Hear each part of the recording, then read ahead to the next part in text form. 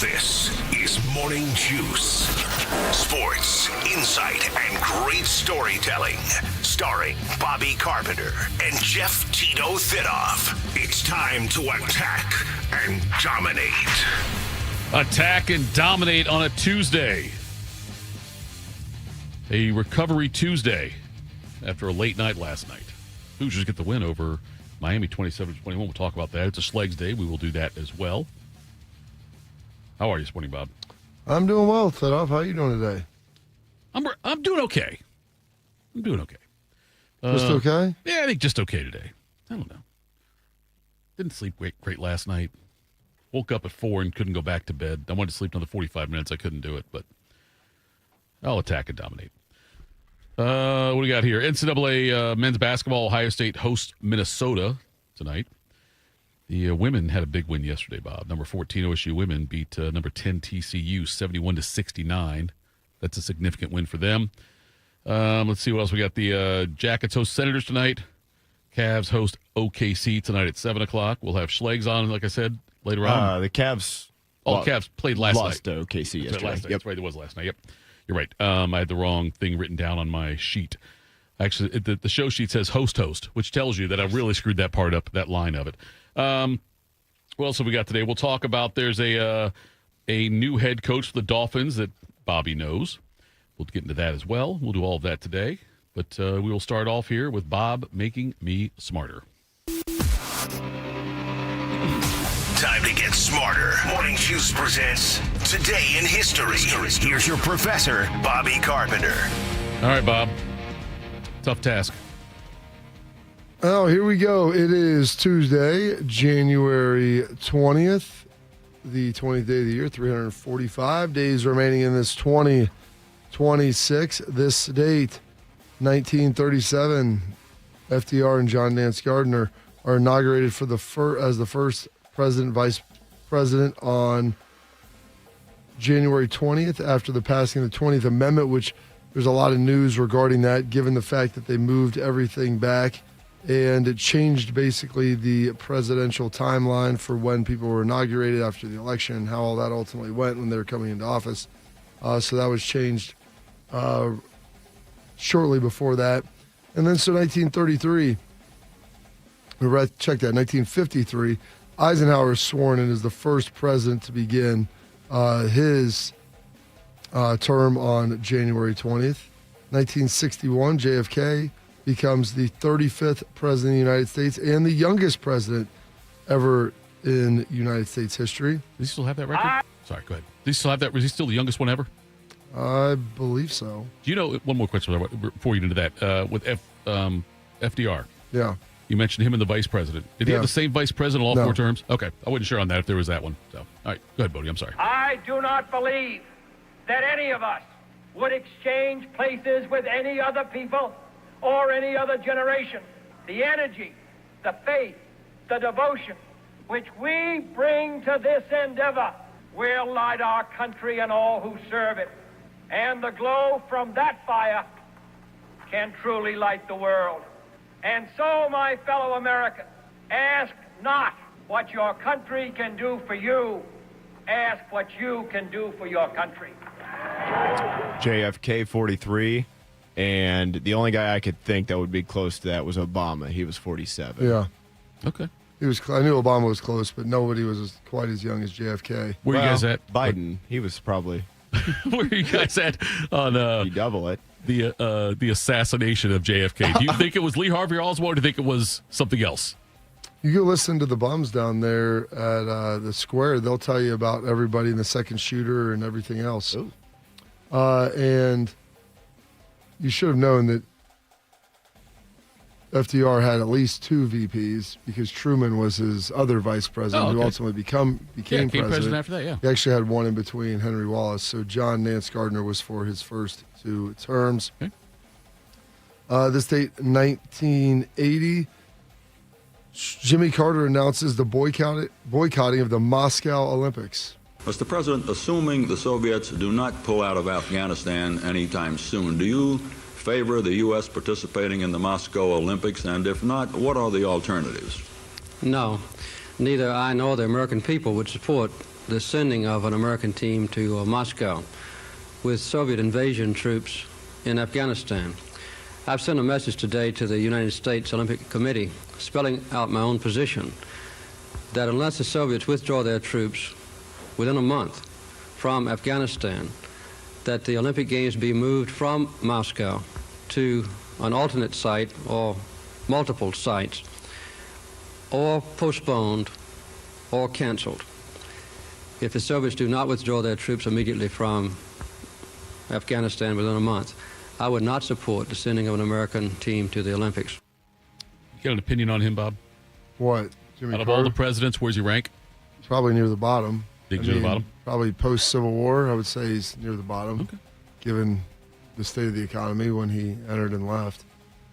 So, I mean, a lot of people say he's one of the worst. I've never really done a presidential rankings, so I don't know. Power rankings, if you will, to know where Now's to as put good him. a time as they need to start. Sounds like a great June segment, Bob. We Yeah. rank you and me and Bobby go through each. No, if we need to do give me that the Bobby. day after the Snake national draft, championship. or- Yeah. The day after the national championship game. This day on this same day, that same day, 1980, Super Bowl 16, the Steelers over the Rams, 31-19 in Pasadena, California. On the Steelers' next possession, Stallworth came through again. And Bradshaw lets it fly down the middle. There goes Stallworth again. And he has it. Does he hold it? He does. Stallworth beats the coverage again and takes it. Stallworth's incredible catch set up the touchdown that put the game away. Harris slices off the left side for a touchdown. Franco Harris slashing off the left side for a Steeler touchdown. The Pittsburgh Steelers are the champions of the National Football League for the fourth time. Did you know the quarterback for the Rams that day, Bob? 1980. Mm-hmm. It's tough. It's not an easy one. Oh, that's before Jim Everett. No clue. Vince Ferragamo. Oh, yeah. And then he went to Canada, took the money and went to Canada and came back and sucked. Well, still got paid. That was his goal and got it done. Yes. This date, 1981, Reagan is inaugurated as the 40th president of the United States. And shortly after his inauguration, Iran releasing I believe, 40 hostages, U.S. hostages. The crisis we're facing today does not require of us the kind of sacrifice that Martin Treptow and so many thousands of others were called upon to make.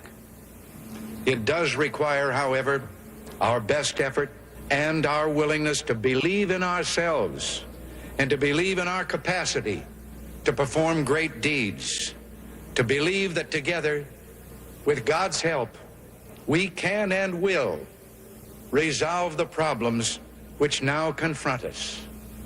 And after all, why shouldn't we believe that? We are Americans. God bless you and thank you. 1985, we had Super Bowl 19, the 49ers over Dan Marino's only appearance with the Miami Dolphins, 38-16 in Stanford Stadium. During the second quarter, Montana directed 3 successive touchdown drives. All eyes were now fixed on pro football's best quarterback. The defense began to pressure Marino during the second period. The league's best protected quarterback during the regular season was sacked 4 times. He was also intercepted twice. Bill Walsh had choreographed a dominating victory. Joe Montana was named Super Bowl MVP. The 49ers won easily to finish the season with an NFL record 18 victories. NFL record 18 victories right there. This day, 1986, Martin Luther King Day is first celebrated as a national holiday. 1988, the Rock and Roll Hall of Fame inducts the Beach Boys, Beatles, Bob Dylan, and the Supremes. And in 2009, Barack Obama is inaugurated. 2017, Donald Trump. 21, Joe Biden. And 25, Donald Trump once again. Big day. Big day. Big day for inaugurations there. Some birthdays today.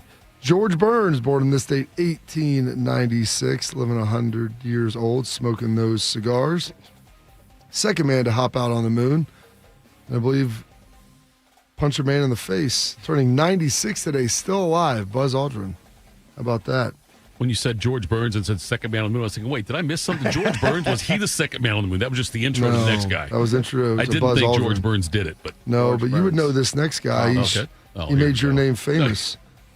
Jeff, born on this date, 1953, probably the most famous Jeffrey for you, Mr. Jeffrey Epstein. Oh. So you got that going for you. Who was named after Bob. That's right. Big day. Accurate, I believe yeah. that. Bill Maher, born on this date, 1970. And Ozzie Guillen, or not 1970, 56, turning 70. And Ozzie Guillen turning 62, the former World Series champ. Tying run at second, 2 out. Palmeiro over the head of Jenks. Uribe charges, throws, out! And the White Sox have won the World Series. Juan Uribe with a play, charging it, throwing it, and the White Sox celebrate their first title in 88 years. There we go. The White Sox bringing it home with Ozzie Guillen. Turning the same age, 62 today. Former Bulls and Lakers point guard Ron Harper. Refer to. Now they double up on Jordan. Harper is open for 3. Yes. Of course, McMillan, if he's healthy enough. Pippen right glass. Rebound is stopped by Harper. 12 of his 18 here in the fourth. Harper has had an outstanding night with the steal. And again, George Karl wants to talk it over. But in the fourth, Ron Harper and Tony Kukoc combining. Ron Harper with a terrific game. Ron Harper, what? He had a terrible stuttering problem coming out of Miami, and really had to work hard to overcome all that for the interviews he had to do. But yeah, he was, I don't say he was known for having this speech impediment though. But he worked through it, and actually so he could start being interviewed more in the media and things like that. But one of the more underrated players, I think. Yeah, did a great job there. Yeah. Tore his knee up, I want to say, early in his career too, and that kind of stunted him a little bit. But got on those Bulls teams, then played with the Lakers, did a great job there. I think before that, Cavs and Clippers before Yes. Bulls. Yeah, he was drafted by Cleveland. Yeah. Rainn Wilson, better known as Dwight Schrute, turning 60. Blood alone moves the wheels of history. Oh, jeez. I like the people I work with generally, with 4 exceptions. But someone committed a crime, and I did not become a Lackawanna County volunteer sheriff's deputy to make friends. And by the way, I haven't. We searched for the organs. Where's the heart? The precious heart. That's a great one. Oh my God. Daddy. Oh my God. Can you tell me why you had to cut the face off the dummy? I didn't think it was very realistic in the movie, and it turns out it's pretty realistic. But experience is the best teacher. Today, smoking is gonna save lives. Does the skin look red and swollen? That's what she said. That's my joke. Damn it, Dwight. What is the most inspiring thing I ever said to you? Don't be an idiot. Changed my life. Whenever I'm about to do something, I think, would an idiot do that? And if they would, I do not do that thing. That's great. That is red and swollen. So, I mean, it's amazing. I can visualize, I think, every scene that he had all those lines in. Did you guys lose interest when Steve Carell left the show, or did you watch it as religiously? I watched it till conclusion. Yeah. It wasn't quite as good without Steve Carell. There were Right. still some good parts. It wasn't obviously as captivating as it was with him. He was so good. But I thought they did a pretty good job holding it together. They probably could have done a little bit different, some different storylines, but I thought it was appropriate. And then bringing Steve Carell back for the finale, I thought was good. Yeah, I never actually watched the show until a few years after it had ended. Right. So the first couple times I watched through it, I watched through start to finish. I haven't watched through it in quite a handful of years now, but I think the last time I did, I probably stopped like into season 7. Yeah. Once you've seen it, it's kind of like, yeah, okay. But I agree with Carp. It wasn't like terrible, but don't know that I go out of my way to watch season. There's some 8 or good 9, episodes. So. Yeah, just but I not don't like know. the consistent, Yes. every single one that before he left. Do you guys ever watch the British version of it? Yes, I've seen it. It's pretty good, yeah. Is it? With, It's Ricky way Gervais. different. Yeah. It's just more for their type of comedy. Yeah. And it's far more sexual than it is in the United States. Okay. Yeah, it's Ricky Gervais is funny in it, but it's much different. Other birthdays: Stacey Dash, actress, turning 59 today, and Minnesota Vikings star quarterback J.J. McCarthy, turning 23. Ends in the game, Bredesen and Barner. And Edwards, who can throw it, lobs it back to McCarthy, who has to retreat to make a one-handed grab and tosses downhill to Roman Wilson. Not exactly how you draw it up, and McCarthy is down in the field. Took a hit. Loveland motions over. Keeper, and they pitch it to him. Touchdown as Wilson walks in. Roman Wilson, a huge impact on that drive as the Wolverines take it 75 yards. Bum. There we go. And some passings today. He would do anything for love, but he wouldn't do that. Michael Aday, better known as Meatloaf, passing away 4 years ago today.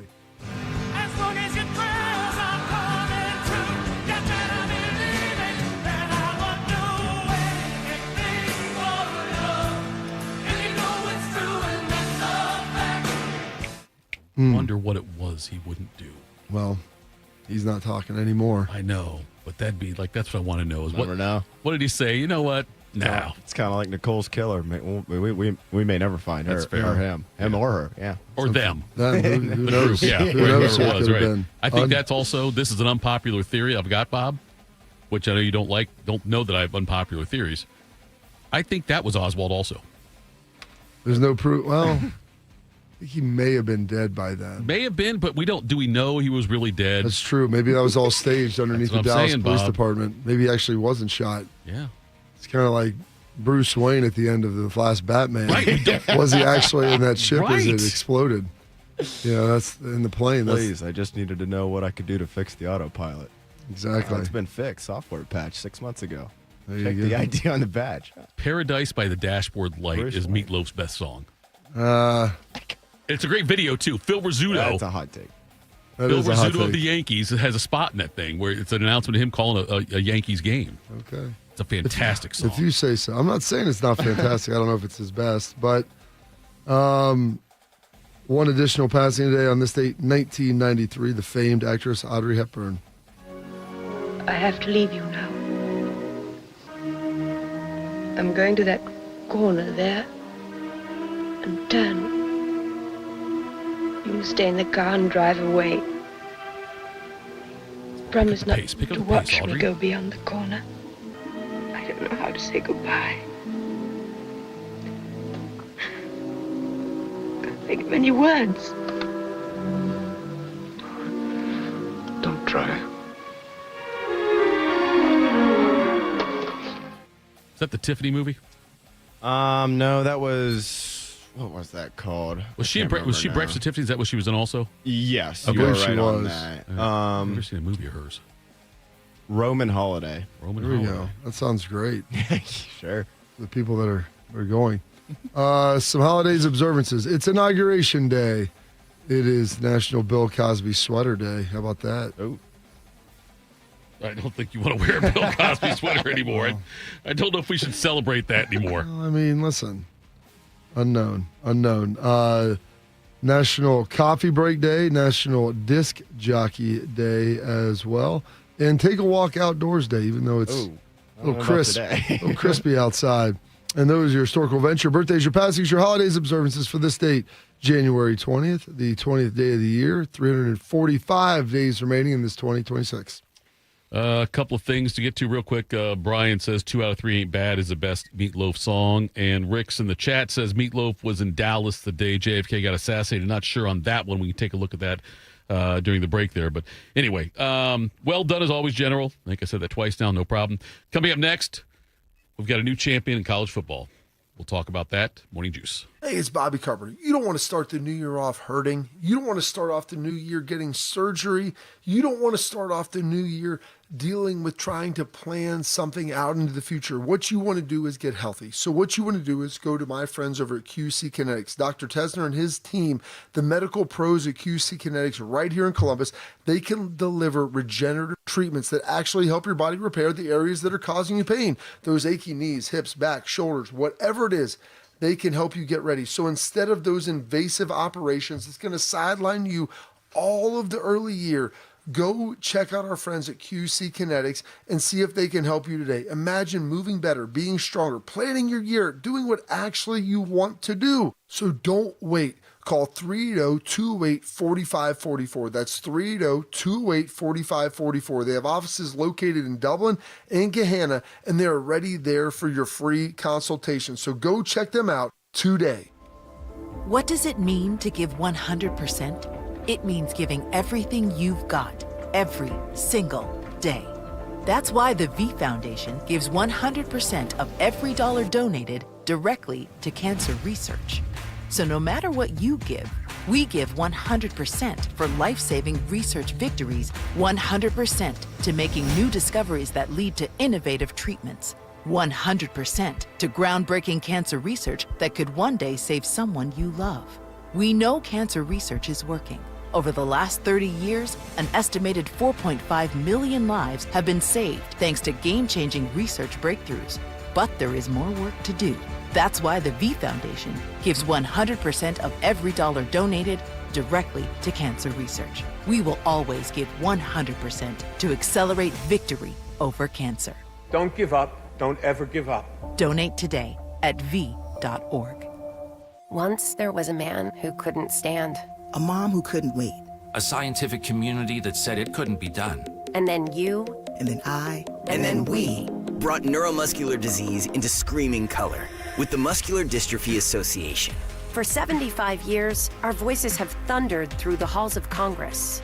We've willed the impossible into existence. We've pushed the science, raised the funds, shifted the narrative, and transformed the reality of life with neuromuscular diseases. For 75 years, we've built communities together, established the field of neuromuscular medicine, and made it thrive. Call that a legacy. Call it impact. Call it momentum. Just call it ours. Because it's the generations of community heroes that give MDA the strength we have today. And until neuromuscular disease is a thing of the past, you couldn't stop us if you tried. Join us and celebrate 75 years of breakthroughs at MDA75.org. One man is a national champion, NFL veteran, and local business leader. The other man is Tito. This is Morning Juice. Sponsored by Riverside Bank of Dublin. Here's Bobby and Tito. It's Bobby, it's Tito, it's Bodie. Bob, I've got a confession to make. I would do anything for love, including that. But the other confession I have. I'm starting to believe in the Hoosiers. I'm glad you finally got on board. Do you believe in miracles? That's what last night felt like. The fact we're having a conversation. After which one of the back shoulder fades did you finally believe that they might have a chance at winning? I'm just saying, Bob, that right now, I believe we are the first Columbus show to broadcast with the Hoosiers as national champions. It sounds about right. I saw someone put out a video. Did you watch the whole game? I've seen the whole game. So the answer is no. No, like I fell asleep at halftime, then woke up very early this morning. How did you fall asleep at the halftime? Because I'm a 54-year-old man with a 43-mile-an-hour fastball. Why didn't you take a nap during the day? It's family time. School kids being off yesterday. We went to saw a movie. We went to what movie? David. No. I thought you already went to go see that. We were going to go see it. We didn't go that day. We went yesterday. I thought you were going to see Primate. That's poor planning. How is that poor planning? Because you knew the national championship was today. I understand. You could have slept during the movie. Exactly. Actually, okay, I will tell you this. I did get nudged once by the wife, like, hey, you're snoring.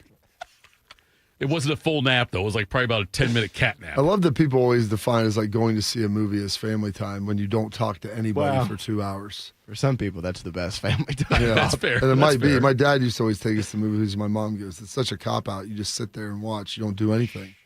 Is it a bigger cop-out for to go see a movie with your family or with a date?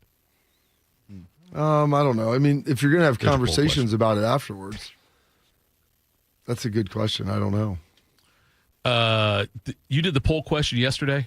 I do it every day. Okay. Because I heard you get praise from Bo on it. He said, I don't know who did this, but it's a great poll question. Oh, so I'd argue every day's fan poll is pretty great. Which, but I'm telling you, today, though, I would ask you, is it a cop-out? Yesterday, in particular, being good. What's a bigger cop-out? Going on a date to a movie, or going with your family to a movie? I don't know, Bob. I don't know how it would, because if you go to a movie with a date. Well, it depends on what the whole deal is around it. You're going to have a conversation about it, or you're just going to go drop them off. Like, a lot of times you go to see a movie to promote or stoke conversation afterwards. What was good about it, what you liked about it, maybe what you didn't like about it. Did you enjoy the storyline? Did it meet your expectations? All of the above. Okay, game last night then. Yes, so I fell asleep at halftime and then watched the rest of it this morning before work. So I was excited to come out of halftime because I was hoping Indiana was going to score, go up 17-0. Yeah, it was 17-0. Yeah, they got the ball. Yep. They had the ball and then just take over the game. And unfortunately, that didn't happen. Miami stuffed them. They went down and scored. Got the ball back, went down and scored. I'm like, okay, well, this is going to be probably a 4-quarter game now. Yeah. So after Ohio State won the title last year. Yeah. Why do we have to bring that up? Our expectation this year, I think, was Ohio State would play for the championship again. Yeah. And I don't know if that – so you think that was the expectation after last season for you? It was for me, yeah. That they'd Really? play for it again, yeah. You Really? didn't have that expectation? Do you think so? Losing 8 starters on defense, your quarterback, both running backs, and a first-round wide receiver. You thought that – I think you're confusing what happened after you watched the team play this year. Okay. Because I don't know if anybody had that expectation. That's very fair. You know what? You're probably – I am right. I'm not probably right. I know I'm right because You're I'll go likely back right. and I can pull the tapes of what people said because it wasn't until spring ball that I believe that the team may have been as good, if not better, than last year's team. I would respectfully and politely ask you to not pull tapes on things I said because that might prove me wrong. You're right, though. I certainly had a stronger. You're not the only person. I mean, I think that was a large sentiment throughout Buckeye Nation. You're starting a redshirt freshman quarterback. There was some strides that needed to be made. You know where it changed for me, Bob, I think? I think if you'd asked me before. After they beat Texas, I think that changed a lot of people's opinions. For me, Bob, and I'm looking back now, introspectively, which is the only way to look back. And I believe up until the end of July, my expectation was not that. But once we interview Patricia. What? Don't tell me the interview of Patricia changed all that. It totally did. It totally did. There's no way that would have given you enough information that would have changed your mind. I'm not saying it was logical, Bob. They lost 8 defensive starters, and they were replacing a quarterback, 2 second-round running backs, and a first-round receiver. Yeah, but and a left first-round offensive lineman. Oh, that though, and the Remington Award-winning center. Right, but everything else, though, was back. No, Bob, I'm saying so. Like, I was very excited after I got to meet Patricia the first time, and we heard him. Yeah, I told people he was going to be really good, and I knew the defense would be really good. You nailed that. I didn't anticipate how good Arvell Reese would be as fast as he was, and then looking at him in the spring, I'm like, all right, he's pretty good. Caden McDonald was really good. Curry had stepped up, and like a lot of guys filled roles very quickly, probably more impressively than I would have believed early on. And so I thought that they had a chance in the spring. I was a little more codified in training camp. And then when they beat Texas at home, I'm like, all right, this defense is really good. Offensively, they're efficient. They'll continue to get better and grow throughout the season. And they didn't have a crazy tough schedule. So I'm just curious. I'm not questioning that. I'm just asking, like, what were your expectations going into the season? What do you think? Like, just play, make the playoffs? playoff. Yeah. You're one of the top 3 or 4 teams in the Big Ten. You know, maybe you lose to Texas. I think everybody wanted to obviously beat Michigan. It's like, okay, maybe you beat Michigan, lose to Texas, lose to Penn State, beat Penn State. You know, you're probably somewhere between a 4 and 10 seed in there. Right. You know, 11-1, 12-2, or 10-2. So I'm curious. With Ohio State, though, you and I have both experienced national championships for Ohio State, won national championships in our lifetimes. And Ohio State's always been a top part of the Big Ten. Usually it's top 2 or 3 in the Big Ten in most years. Yeah. What do you think the expectations will be for Indiana for next year?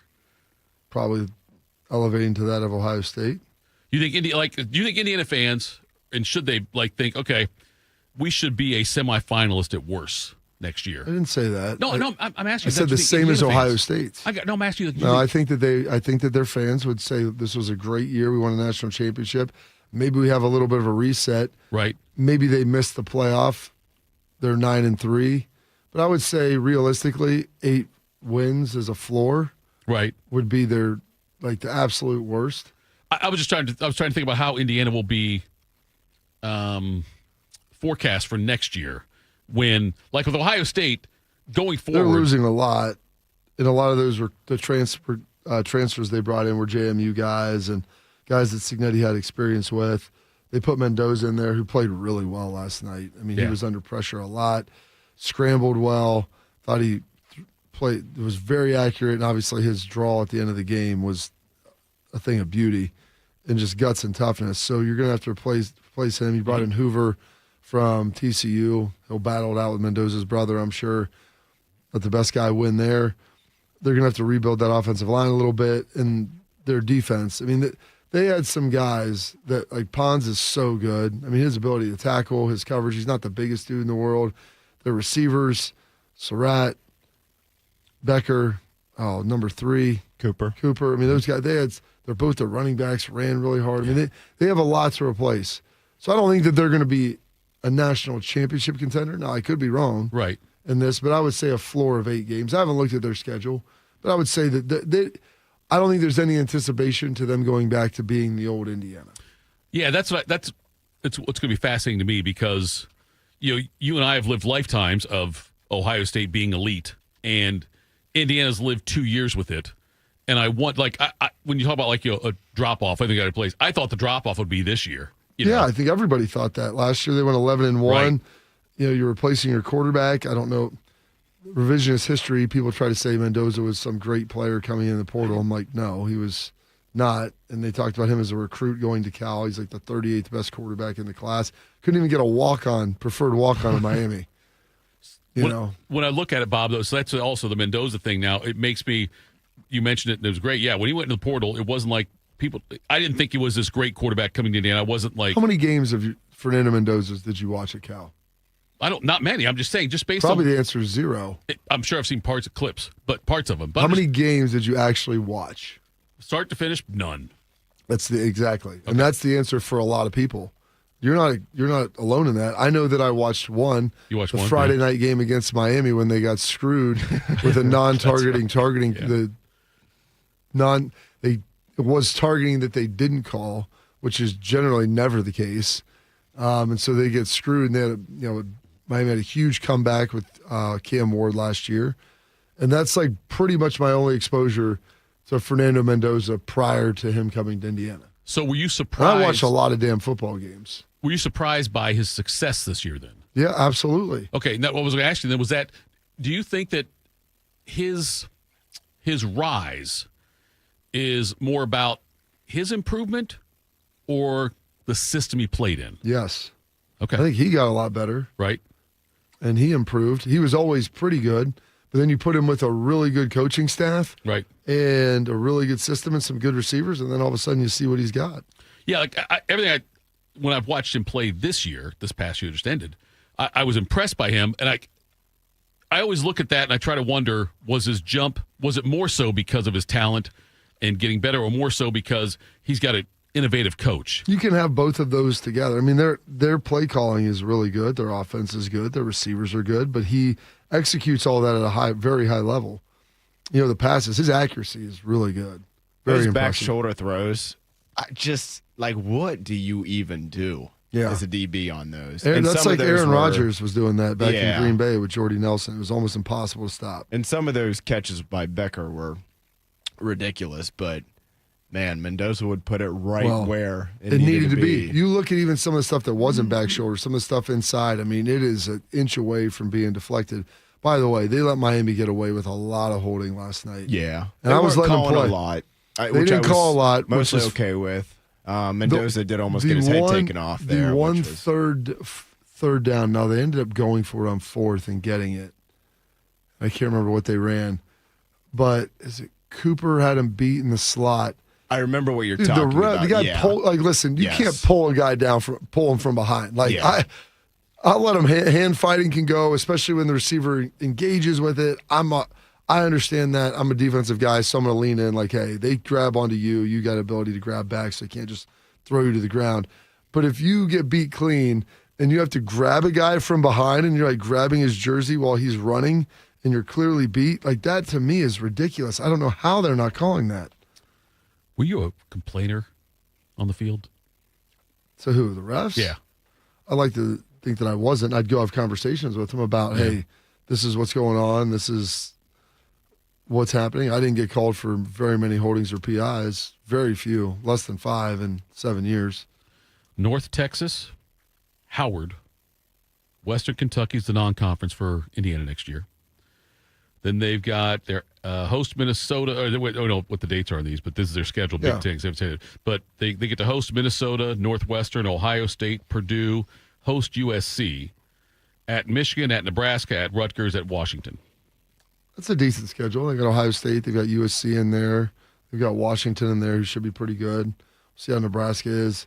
Don't play Iowa. Don't play Oregon. Right. You missed Iowa and Oregon, yeah. I assume Penn State will be back to more of what we know of Penn State. Maybe not quite top 5 Penn State, but I think they'll probably be top 15, 18. I mean, they're a potential playoff team if they put it together. I mean, I think Matt Campbell's a really good coach, and so it's a function of just could he put the team together in time. I know he took a lot of guys from Iowa State, so if he's got a veteran team, then maybe that bodes well for him. Yeah, I don't see many they're going to lose that game or could lose that game on there. So they should be set up for another 10-win season, I would think. I mean, obviously, Ohio State would be the tough one. USC in Bloomington, that's so having USC come from west to east. At Michigan, at Nebraska, and then the one at Washington. So, I mean, there's 5 in there, I think, that are tough, and they could lose – I guess they could lose 2 of those. I'm interested to see how Northwestern does next year with Chip running the offense. You know, like that one intrigues me. They were good this year. Yeah, they were good this year. And I wonder what kind of impact Chip will have on the offense. I don't think they've grabbed like a quarterback transfer or anything, have they? I haven't seen any like.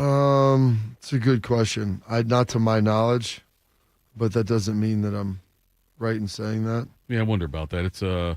It'll be like this. That's what I was looking for first when I heard he was named the OC there. I started to think, okay, I wonder if because of his past and his success as an OC when he was the years here at Ohio State, if it will attract more better transfers than Northwestern might normally get, if that makes sense. So I'm curious how that will. You know play what out. will get better transfers than they would normally get? Money. Bingo. Well, but if 2 people are offering you the same amount, though, Bob, okay. Let's say then you just offer them more. I mean, if Rutgers and Northwestern, say, for instance, are offering the same exact deal, you're more likely, I would think, to go to Northwestern. I would say so. Just because Chip Kelly, you know, like the OC, he develops players. You saw what he did at Ohio State when he was an OC in college last time. They've got great facilities. They were a better team last year. There's a number of things that go into that. You're in Chicago as opposed to Piscataway, which sucks. It's not be spiritual Piscataway on this program here, Bob. You ever been to Piscataway? No. Okay, then you're not allowed to have an opinion on it. Wait, I can have an opinion on it still. You can't tell me what it is if you've never been there. I can't tell you it's an informed opinion. I can have an opinion, though. Not in my house, you can't. My kids try to have an opinion. I go, you can't have one if it's not based in some sort of factual reality. So you can't have an opinion over something. Tell me one thing about Piscataway. It's in New Jersey. Okay. Jersey Shore, Snooki. Oh, is it close to that? It's not on the Jersey Shore. Is it close to it? No, I'm asking, is it close to it? No. Okay. With New Jersey, what do I associate with? Let's see. I've been to Jersey, not to Piscataway, but I don't know much about it other than New York's a lot better. I don't even know if that's a factual statement, but sure. Here's your poll question, Bodie. Is New York better than New Jersey? Does that hit on all the shows? Have you been to Piscataway, Bodie? No. Do you have an opinion on? Not particularly. Right, the only opinion I'd have is, I think if Matt Andrews had the choice between hell and Piscataway, I think he'd choose hell every day, twice on Sunday. There you go. All right, coming up next, new quick hitters, Morning Juice. I always tell people I was the luckiest guy in the world. I wanted to be an Army man or a fireman, and I got to do both. As a firefighter, my job was about saving lives. I never thought one day I would be fighting for mine. After spending his career answering the call to save others, Ken was diagnosed with ALS. Now he's facing his biggest battle, for more time. For 70 years, Muscular Dystrophy Association has been answering the call to help people live longer and more independent lives. MDA means to me hope. MDA is leading the way for people living with ALS, muscular dystrophy, and other neuromuscular diseases by accelerating research, advancing care, and advocating to empower families like Ken's. I wouldn't be living as good of a life with ALS if it wasn't for MDA. MDA is helping people live stronger and love longer. Learn more at mda.org today. Hey guys, 13-year NFL veteran and Super Bowl champion Jason McCourty here, and I'm an innovation ambassador at FAIR, Food Allergy and Research Education. I would say the most challenging thing as a parent of a kid who has a food allergy is probably the ignorance that I myself had in the beginning. I didn't know what anaphylactic shock was. I didn't know the dangers, let alone the things that she needed to be able to have a normal life. When you go to drop your kid off, and every single time in the beginning, we'd have to go through everything she was allergic to. Preparation is everything. And me, for playing football for 13 years, it was all throughout the course of the week. It's getting ready for game day. When you're on the field, you're playing for your fans. At home, you're playing for your family. My playbook, read labels, keep it allergy friendly, and have an epinephrine nasal spray as a backup plan. Because when my family's safe from food allergens, that's the real victory. Visit foodallergy.org to learn more. My mom is a veteran and she was injured in the line of duty. I hurt my leg in a training accident when she was only 2 years old. She had 7 different surgeries over the span of 9 years, and there were tons of complications. I couldn't be the mom my kids needed me to be. She missed so much. After my last surgery, I got an infection so bad I thought it was going to kill me. I told her she couldn't leave me yet. There was still so much she had to see. I hadn't even graduated. I'm doing much better now. I may have lost my leg, but I've gained so much. I'm an active part of my kids' lives. She can kick a mean soccer ball. DAV's been there for me and my family. Through thick and thin, they've had our back. Every year, DAV helps more than 1 million veterans like Sandy get the health and disability benefits they've earned so they can achieve victories great and small. My victory is getting my life back. I got my joy back. We got our mom back, thanks to DAV. Support more victories for veterans. Go to DAV.org. Tito has had 2 wives. They've both been named Heather. If you know someone named Heather, please warn her. This is Morning Juice. All right, it's Tito, it's Bobby, Bodie. Thanks for tuning in. In the chat, a couple people said Aiden Childs to Northwestern. Is that the old Michigan Yes, State it quarterback? is. That is correct. That's the one? Okay. That is correct. Thank you for correcting that. Let's do some quick hitters. Morning Juice presents Quick Hitters. All right, fellas, happy Tuesday. Has anybody checked on the playmaker? Is he, I've seen so many pictures. I assume his belt is still on, and I saw the doctored pictures of him online where all of them show him with like white powder on his nose and said, how's Irvin doing, that kind of thing. I don't know if we have an official thing as far as his status, but. Okay, did you watch the coin toss of the game and everything? I had it on. I don't know that I saw the coin toss. So Mike Irvin was the honorary captain. I don't know if he's the honorary captain or if I don't know if he just walks out with the captains. Like, oh, time to go. I'm a captain. And the refs, talking, thank you this, here's this and that. And he's like, and thank you, honorary captains, for being here. And like looks down, I'm like thinking, God bless you, Michael Irvin. This guy's coked out of his mind. I was listening to Bishop and Friends on my way home yesterday, and shoot, what was it that Bo said? Something about that they were talking about the White House documentary or whatever that's coming out on Netflix shortly. And Bo made some sort of funny comment about, that's what's been in his nose the last 30 years. That was pretty great. All right, guys, we'll start here. College football national championship game is in the books. It's never too early to look ahead to next season. And we'll take a peek at ESPN's rankings here. Of course, all the outlets put out their way too early top 25 for 2026. And with no portal in the spring, this actually might be relatively accurate. But nevertheless, their top 5 in order. Indiana, Texas at 1 and 2. The Fighting Irish of There Notre he is. Dame right Steve there. Kerr, number that's for 3. you. Steve Kerr, that's for Georgia and Oregon round out the top 5. Ohio State is right there behind them at number 6. As far as Ohio State opponents go, of course, you got Indiana and Texas right there. They'll play those two. The Buckeyes play Indiana next year? Okay, Indiana, yeah. it's in Bloomington. Okay, I thought I read that correctly. Ohio State's schedule is frothy. Yeah, so it's Indiana, Texas at 1 and 2, and then you also have Southern California at number 13, Iowa at number 16, and then Michigan at number 18. And then I wanted to throw this in there as well. The FanDuel title odds for next year, you got 2 teams tied at the top at plus 650. That would be your Ohio State Buckeyes and your Fighting Irish of Notre Dame. So, Carp, take it anywhere you want to there. Ohio State number 6 in the rankings. Way too early rankings. Got a bunch, 1, 2, 3, 4, 5 top 25, five top 20 teams, frankly. And then they are tied with the Irish for the best championship odds. As we sit, I believe I read yesterday the championship game is on January 25th next year. Yeah, why not? Sure, why not? Let's just call it February It's in Las 1st. Vegas. In Las Vegas. There we go, Sin City. How about that right in? So Buckeyes should be good. Loaded schedule for them next year, though. Big time schedule. You start looking, they have USC, they have Oregon, Indiana, which you never would have thought was big. Thought swapping Indiana for Penn State may have been an easier one. You got Michigan on there. You got Texas in the non-conference. I mean, you're going to have 5 teams that are legit top 15, 20 teams in there. So if you can go 3-2 over that stretch, I think that's a hell of a job. I love that Texas is number 1. I don't know. 2.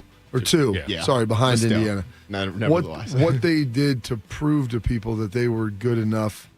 Like, Arch played better at the end of the year, but I don't know if he proved that he's low bar to clear. A guy that's just going to make this huge jump this year and be able to get something done in a big way. Bodie, you probably agree with this. Out of the 3 of us in this room right now, the one who wields the most power is Carp. I think that's fair. So, although I got the buttons in front of me. You do, I know, but he's in charge. But we should push Bob to get us to go out to Vegas for a show. Ooh. If Ohio State's there. What about Notre Dame? What's that have to do with me? Because you have to push for it, Bob. I'm going to be going regardless. So. I know you are. That's why Bodie and I want to piggyback on that and do the show out there. We've done one show over these last runs.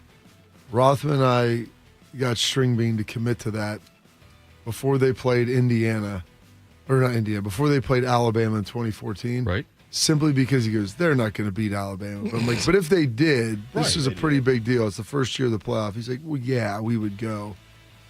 And how distraught he was of trying to figure out logistically what we were going to do. We didn't even do a show before or after the game. We just did a game day show, which was ridiculous. We got different leadership now, Bob. String Bean's not here anymore. He's not through that I door. understand that. What would lead you to believe that would be something that we would do? Because if you push for it, we do it. That's not accurate. I've been pushing for a lot of stuff, dude. I can't even get us out of this. I can't even get us out of this broom closet. So. Not yet. Not yet. No, I just got an email confirming that that's not going to happen. Oh, so, seriously? Yeah, so that's, yeah. So that might be it, big dog. You might be right. Okay, fine then. Nonetheless, I love these rankings like this. I like to look at these things and see who's getting it just based on name recognition. Like, I think Michigan, I have no reason to believe Michigan's, what did you say, they were 18th? 18, yeah.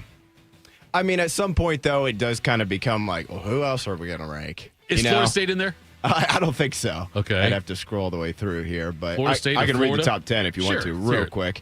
Indiana, Texas, Notre Dame, Georgia, and Oregon in the top 5. 6 through 10 is Ohio State, Texas Tech, Miami, Ole Miss, and A&M. So I think every team. I like that Ole Miss is up there. I mean, I think a lot of that has Texas to do with Trinidad Chambliss being able to play. Yes, I think you're probably right. That's fair. If he's not there, I don't know if you could put them in the top 10. BYU, Oklahoma, Southern Cal, Louisville, LSU, Iowa, SMU, Michigan, Washington, TCU, Alabama, Penn State at 22, Arizona State, Tennessee, and Utah.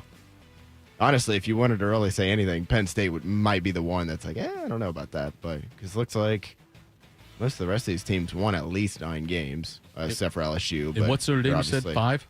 3. 3? Okay. I mean, no disrespect, you're Fighting Irish, or Steve Kerr's Fighting Irish. No disrespect. But that seems a little high. Notre Dame? Yeah, just because the fact that they weren't in the playoffs this past year. What does that have to do team. with anything? I'm looking, Bob. So I know they're not losing a ton of guys. I'm just saying I think they're a top 7 or 8 team. I feel very confident in that. I'm just saying I'm not sure if they're third. That's all. I know it's way early. Who do you think is better than them? I would Because if you're going to move teams up Yeah. and back, you have to tell me who's better or worse. I would rank Ohio State ahead of Notre Dame. I would say there's marginal differences there. I think you could. Yeah. So that takes them to 4. Okay. So where else? I would probably put Oregon above them. I don't know if I'd do that. You wouldn't do that? Okay. I think probably 3 to 6 is splitting hairs. Yeah. Right? Notre Dame, Oregon, Georgia, Ohio State. Yeah, I don't think that's. I don't know that I would put Texas 2 or Indiana 1, frankly. I mean, that's a lot of. Indiana lost a lot. Yeah. And now Texas maybe they're. I don't know what Texas has shown anybody. I don't get it. Yeah, that's a name one. That's a name one. They had a very soft schedule, and they beat A&M at the end of the year. That Congrats. A&M win is like carrying a lot of water for them. I mean, they were also barely beating and I think needing overtime to beat both like Kentucky and Mississippi State. Like, it wasn't that they won 9-10 games and they were bad. Like, they didn't play very well for a lot of the year. They had the softest SEC schedule you could get to. A&M might have an argument there, but it's, you beat Oklahoma with Mateer, throwing without a thumb, basically. Like, Texas just didn't play very well for most of the year. And then Indiana, now maybe ESPN saying like, hey, 16-0 national champs, we'll start them number 1. And I'm fine with that. But if you were to say right now, do you think Indiana would beat? I know they just beat them, but like considering what they lost, like they definitely are resetting the deck way more than some of the teams right behind them. And I think it's pretty fair to say that whether it's CJ Carr, Gunnar Stockton, Dante Moore, or Julian Sayin, you'd rather have all those guys than Hoover right now. Yeah. Right now. Yeah. Where you would have said maybe the same about Mendoza a year ago at this time, but we'll see. All right, guys, we'll continue the theme here a little bit with college football. I saw this on The Athletic. I thought it was pretty interesting. For a 4th consecutive year, they put together a TV watching survey for their readers and subscribers. We'll run through some of the results. I'll just read these out. You guys jump in wherever you want to here. Which network do you prefer for national game broadcast? ESPN and ABC was far away the winner at 63%, and then CBS and Fox making up 15 and 11. Chris Fowler, Kirk Herbstreit, Holly Rowe was the favorite broadcast team, earning 32%, and then Sean McDonough, Greg McElroy, and Molly McGrath at 17%. College Game Day versus Fox's Big Noon Kickoff. Game Day in a landslide, 83% compared to 16%. Do you watch more pregame shows or less? Less at 61%, so... and then no change at 27%, but still people watching way less of the pregame shows. I definitely fall in that less category too. I'll kind of throw it on Saturday mornings, but I'm not sitting down to watch it the way I used to. And I lean towards Game Day over Big Noon Kickoff. Me too. And then they throw Portnoy on there, and there's just no chance I'm changing the channel to that. Do you believe TV networks are biased towards certain conferences? 86%, actually even 86.8, so basically 87% said yes. I'd love to meet 13% of people who are living in denial. What else we got here? I thought this one was interesting. Have you paid for streaming-only services like ESPN Plus or Peacock specifically to watch college football? No is still 66%. That shocks me. Me too. I don't know how you could be a college football fan at this point and not pay for one of them. Just one. Like whatever your favorite team's on or whatever one you would watch the most, your conference. I just, like, when this first started kind of popping up 4 or 5 years ago, I understand it, but now it's like you don't pay for any of them. It's very pervasive. You would miss a lot of games if you're not paying for. Like, how many Notre Dame games are on Peacock a year? Two? Just one. Just one? But still, like that. They only play 12 games. Right. Like, I'll be honest with you, I'm not missing any one of the 12. Yeah. I don't care if it's Tennessee State or Southern Cal. Like, I'm paying for it one way or another. I watch football a lot. I watch games so much differently now than I did 10 years ago. Oh, yeah. Years. Like, I'm not thrilled about it, but it's the reality of the situation. I expect them to be biased. I do expect the networks to be biased. Like, I'm not surprised by that at all. Like, if you're ESPN, you're paying this much money for this or whatever, or ABC, that whole conglomerate there, it is... I understand why they would, because you want to get. Yeah. It could be better, though. Like, look, man, my team was affected, but Kirk Herbstreit basically going on for 2 hours about how great Alabama was as Georgia was kicking their ass up and down the field in the SEC title game. That, to me, was like, I'm not a conspiracy theorist, but it was almost hitting a point where it's like, is Greg Sankey, like, in this dude's ear telling him, like, hey, Bama should still be, like, it was ridiculous. Kurt Signetti took care of that for him. Yes, he did. I don't agree with it, but I understand why it happens. No, I understand you know what I mean? why it does too. I wish we could be better about it. Last one here, I'll sneak in real quick. How many non-college football playoff bowl games did you watch in December? 0 to 5 games, 56% of people. 5 to 10 games, 28% of people. And then more than 10, 14% of people. Now, the one thing there is the 0 to 5, 57, 56, 57% of people, that's the majority. Is that 0? Or is that closer to 5? Right, I'm guessing it's probably closer to 0, but nevertheless. I'm guessing they watched their team. Probably. 1. Yeah. Yeah. Or you caught 2. a quarter of another game on a Saturday. I always think to call it non-CFP bowl games. I think every year we try to do this. Bowl season's dying, and most years it's actually fine. Right. It rates well. Yeah, a ton of people aren't going to go to the games, but most of the games still draw like low millions of viewers. Yeah. And it's kind of a mess. Yeah. You're going to have a lot of opt-outs and coaches leaving, but I think bowl season will always be fine. It's not great, but... Do you watch every Notre Dame game start to finish? Oh yeah. Okay. Do you watch every Ohio State game start to finish? No. Okay. See, I watch every Ohio State game start to finish, but other games, like I'm always... What's on the other channel? I'm surfing around all the time. Yeah, that's fair. I don't think I've watched any other game this whole season, start to finish, Really? Uninterrupted. Okay. I think it's like... I'd be the opposite. Like when Ohio State played Texas, didn't miss a snap. Right, yeah. When they played Grambling, I flipped it at halftime because I'm like, I'm good. Like this, this is over. Yep. There's some other game on that's more intriguing. Yeah. Safe to say. Yeah, sure, yeah. And so... Do you watch, Bob? I know you mentioned watching games. Like, do you watch many games, start to finish, don't miss a snap? Some of the Ohio stuff, I'm with Bodie. I'll flip around and I'll go back and rewatch. But generally, I'll have one TV in a quad box and another TV on a main game. I got you. And if there's even other stuff, I might pull out the third TV to be able to get that going. So, I mean, they're always up there. Sure. So, I mean, if that's start to finish, it's on my screen without changing a channel. Or even, like, if you flip back and forth between one game or another, you can have your primary game that you're always trying to get to. But, yeah, I mean, I probably watch 10 to 14 college football games a weekend. Like, in a viewing week from Thursday to Sunday night. Right, depending on who's playing and when they're playing. The way they got set up with all the, you've got multiple options at noon that are decent games usually. Yes. Well, certainly can be Ohio State because we know they play at noon. Fox Big Noon kickoff. Yeah. And there'll be a few games at 3:30, that you can flip back and forth with. I would say normally outside of Notre Dame, the one game, I would say there's always at least 1 to 2 games every Saturday that I watch. I mean, start to finish, like I may miss a few snaps going to the bathroom or something. Sure. Like I'm not like, but so you put that diaper on, buddy. Telling you it works. It works. It works. And it's just, and normally those games are when it is, pick your teams. Right. Bama and Georgia and Athens, top 15 matchup or whatever. And then I'll kind of keep the multi-view on whatever YouTube TV gives me. And if there's ever a game that, pops up all of a sudden, it's like, oh man. Yeah. 9th ranked teams down 10 at halftime or whatever, then you kind of flip over to that. But yeah, I don't think because of all the options we've got and my phone being in my face, it's like things like that. I'll miss some of the games. I might watch something else, and like I watch more as far as NFL goes. I love my Steelers, but even when they're playing, I'll watch Red Zone usually. This is what I've got on one of my screens. Yeah. I'll pop around from that. So it's just my total viewing habits because of the options we have. My viewing habits have changed. Yeah. To where I did not watch any non-Ohio State game this year fully start to finish. Where like I'm putting this game on and I'm sitting here and watching it and I'm not moving off this channel. I do typically try to on Saturdays just completely like put my phone away. Right. And just enjoy the game. You only get this so often. So.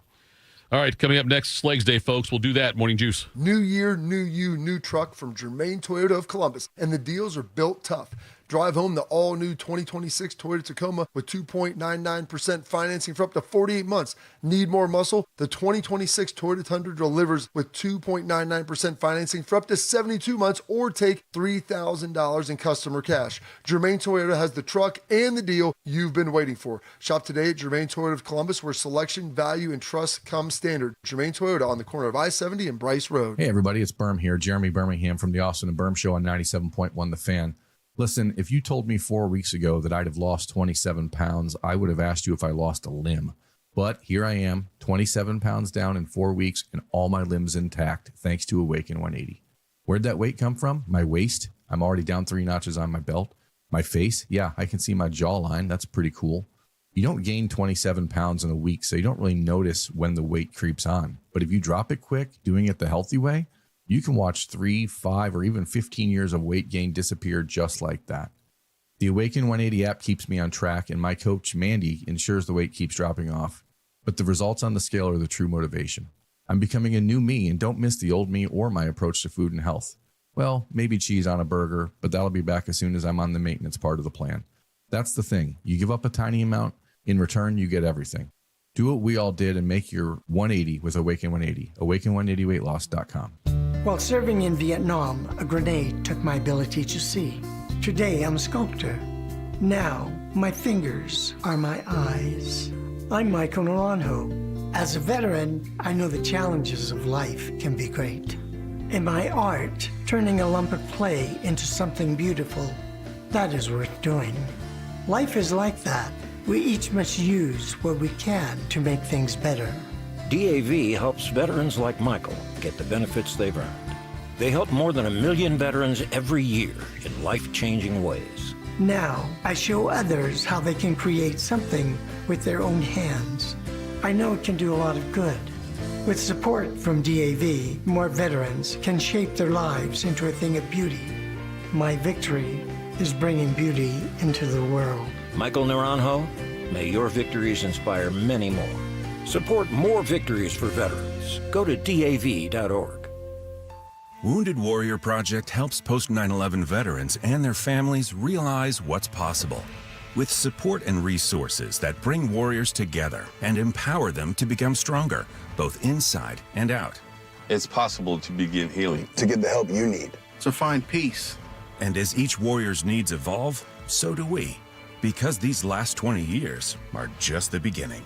Learn more at woundedwarriorproject.org/possible. Proud to be your go-to sports addiction. WBNS, WBNS FM, HD3 Columbus. The Fan 3, Ohio sports destination. One man is a national champion, NFL veteran, and local business leader. The other man is Tito. This is Morning Juice. Sponsored by Riverside Bank of Dublin. Here's Bobby and Tito. All right. Breaking news on this, Bob. Severe wind chills today. It's not that windy outside. It's cold, but it's not very windy. It is cold. I can attest to that. Here's my question to the room. Did you turn around and drive home, Bodie? Still made it in here. Good for you. That's right there. That's a commendable. When my alarm did go off, though, I was like, "Oh my God, this is it. This is a one-time affair." My kids were hoping.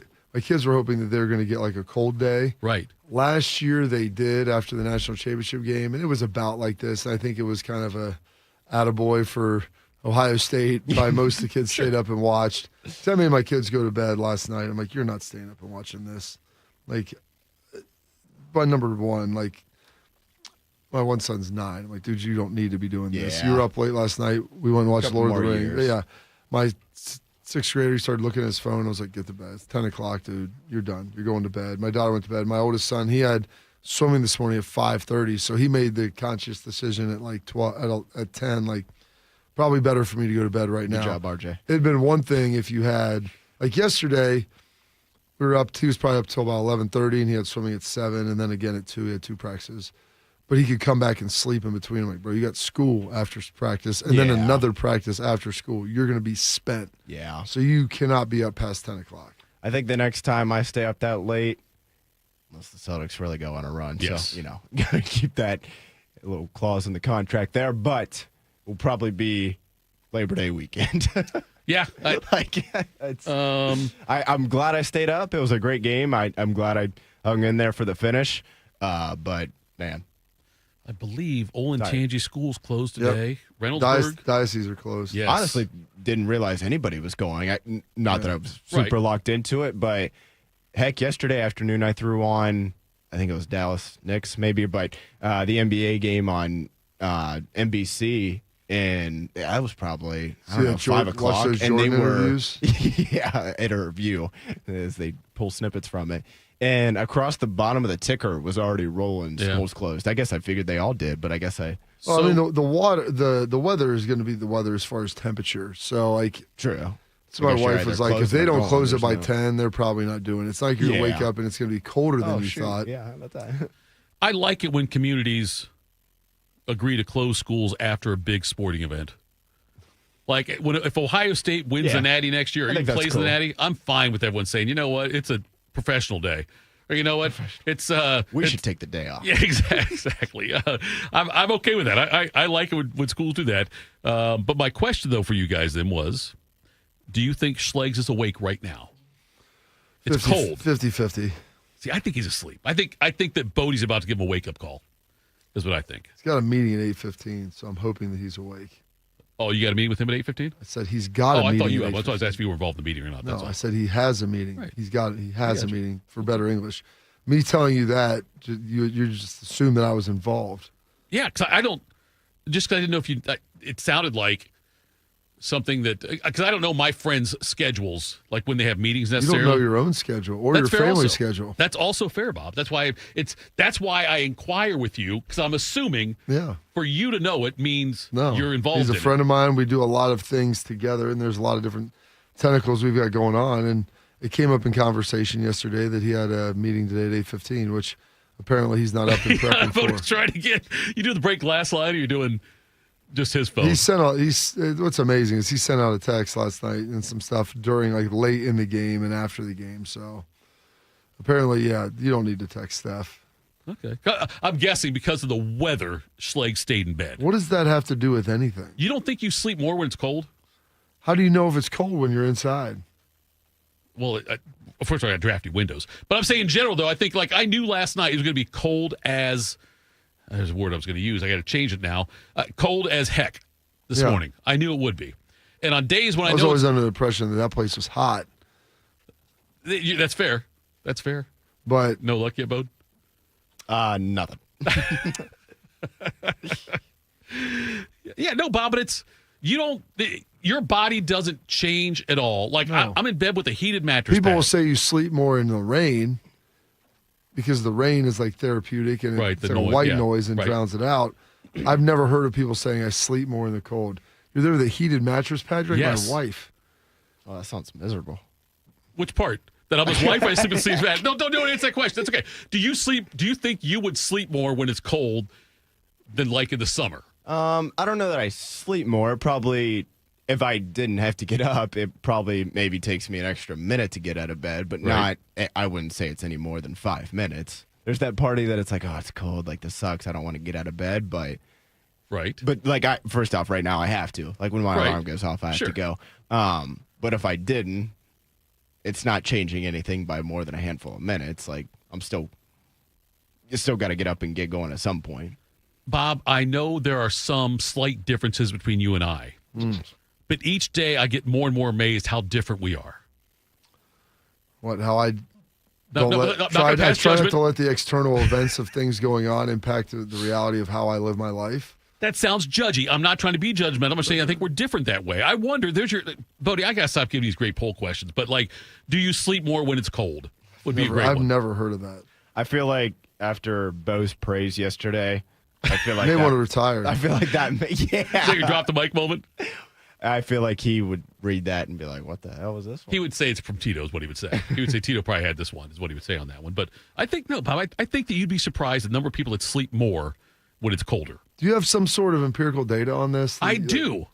Not anecdotal, that just your idiosyncratic data where you think, like, here's the problem is that you have your own self-biases where you're ethnocentric, where you think where what you enjoy, everybody else just enjoys, or how you look at the world is how everybody else looks at the world.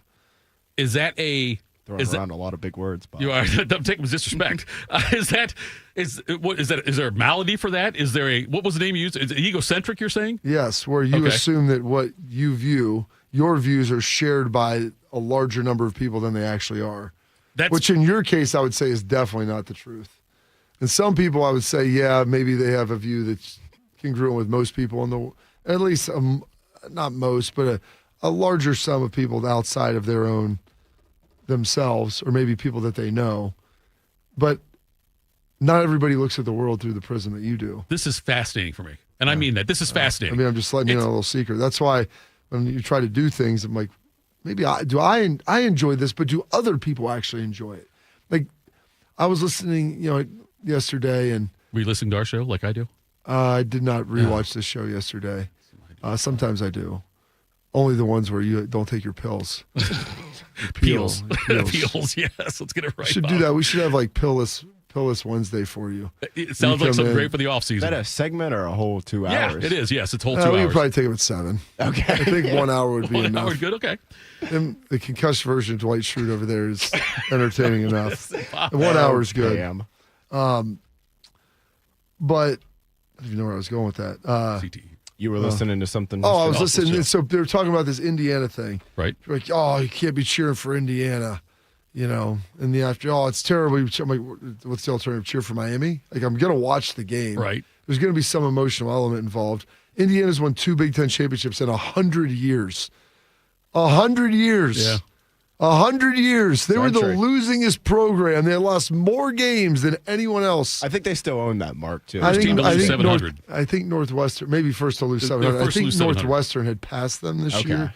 Ironically, Northwestern had a pretty good year, too. But Indiana didn't lose any, so they didn't have any of the loss column.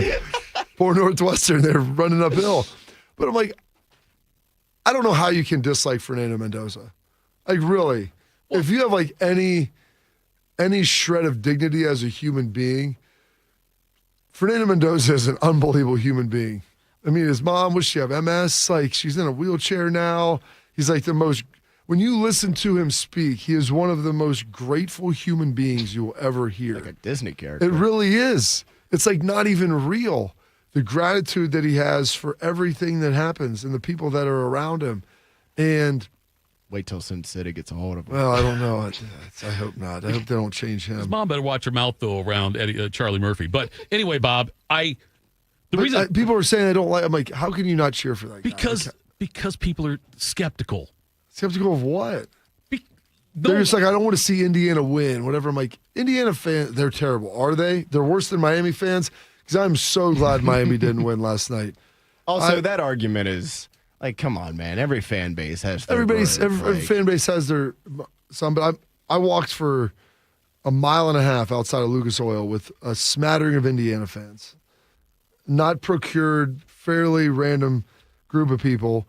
There was a handful of jerks. Most of them younger, most of them highly intoxicated. Most of the people that I talked to, probably from the ages of 30 on, were just like, man, we didn't think we'd beat you guys. We're just so happy. And I'm like, I'm happy for you. I'm happy. Like, this is your first one that you've had since most of you were ever alive. The last time you won a Big Ten title was 1967. You won a Big Ten championship. I'm like, if you're not playing Ohio State, I kind of hope Indiana wins. I mean, who else am I going to cheer for? Like Ole Miss had a nice little story, but they're still in the SEC. Like, you're the third Big Ten team, and the fact the SEC has to be like throwing up on themselves that Indiana can go win a national championship.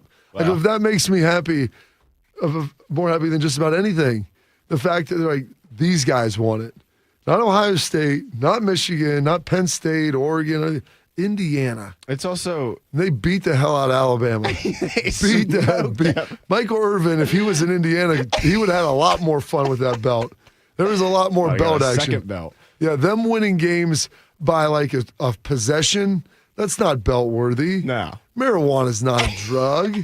10 points, 7 points, 3. That's not a belt-worthy game. A belt-worthy game is when you're up 28 points in the third quarter and you're still just pouring it on them, and your team has quit. Their team has quit. The color analyst on the game is calling it embarrassing. Yes. I mean, most of those guys try to keep it pretty, even keel, not favor one team over the other, and even Herbstreit was up in the booth like, my God. You watched that last run, like against the Alabama, just ripping off. The guys aren't even trying. Were you rooting more for Indiana to win or to see Michael Irvin's post-game celebration? No, I wanted photos? to watch Indiana win. Okay.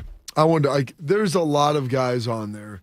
I say people, I can cheer for teams that do things the right way. Mm-hmm. And by the way, everybody was talking about the Ohio State and some of this season was a failure. They missed a 28-yard field goal that would have tied the team that won the national championship. Michigan, Bob. Exactly. Let's just said all that they needed. And then all of a sudden it's not all that you need. But Indiana, the way their guys play, they play really hard. They're really disciplined. They're not like me, celebratory guys. Like when I watch it, I like showing that because I want my kids to see that and say, that's how you play sports. That's how you play the game right there. A name on the front.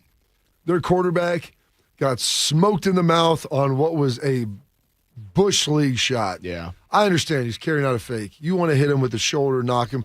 The way they throw around targeting right now, that dude headbutted him in the mouth. That was blatant targeting. That's what Herbie's like, oh, well, maybe let's go back. And the rules, whoever, and I'm not a huge fan of them bringing the officials in because I can't stand because all they do is like, what?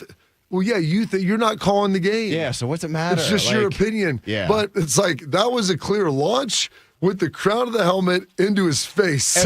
If Mendoza still had the ball, it was targeting. Yes. Instead, it was a cheap shot and targeting. I'm like, what are we doing here? So you had that.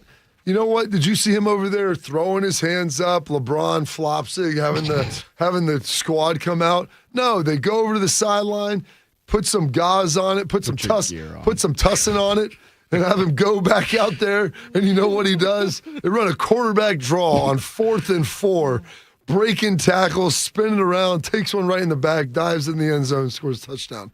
Like, what do you want? Like that to me is the epitome of sports. That is a bruise on the legs a long way from the heart. You know, I mean, he could have complained and went out. He wasn't, I got that cheap shot after the game. It's just Miami, they played so hard. A lot of respect for the Miami Hurricanes. They were holding our receivers all over the field, hitting me in the mouth, doing nonsense. No, he just went out there and gave credit to them and talked about how great his teammates were and how great his coach was. You know, gave praise to his Lord, and then thanked his mom and dad and everybody else. Like watching that, I don't know how you can't enjoy that. The running backs these guys run so stinking hard. Like they just do things the right way. And I mean, if you can't appreciate that, and then I look back and I probably watching that, I have a greater appreciation for Ohio State after seeing that, knowing how hard they played them, and me not being even fully convinced at that time how good Indiana was. Took 3 more, probably maybe that Alabama game finally sunk it in. Like, hey, just started touchdown. Yeah, just started. They just beat the hell out of them. Like, yeah, I'm like, they're going to beat Oregon. And they had chances to pull away last night, and they didn't, and they kept battling. Patrick says every fan base has Steve and I. Yes, Steve Kerr and Patrick. That's right. That's good to be self-aware. I'm not always self-aware, Bob. I know it's more breaking news for you. I'm not always self-aware.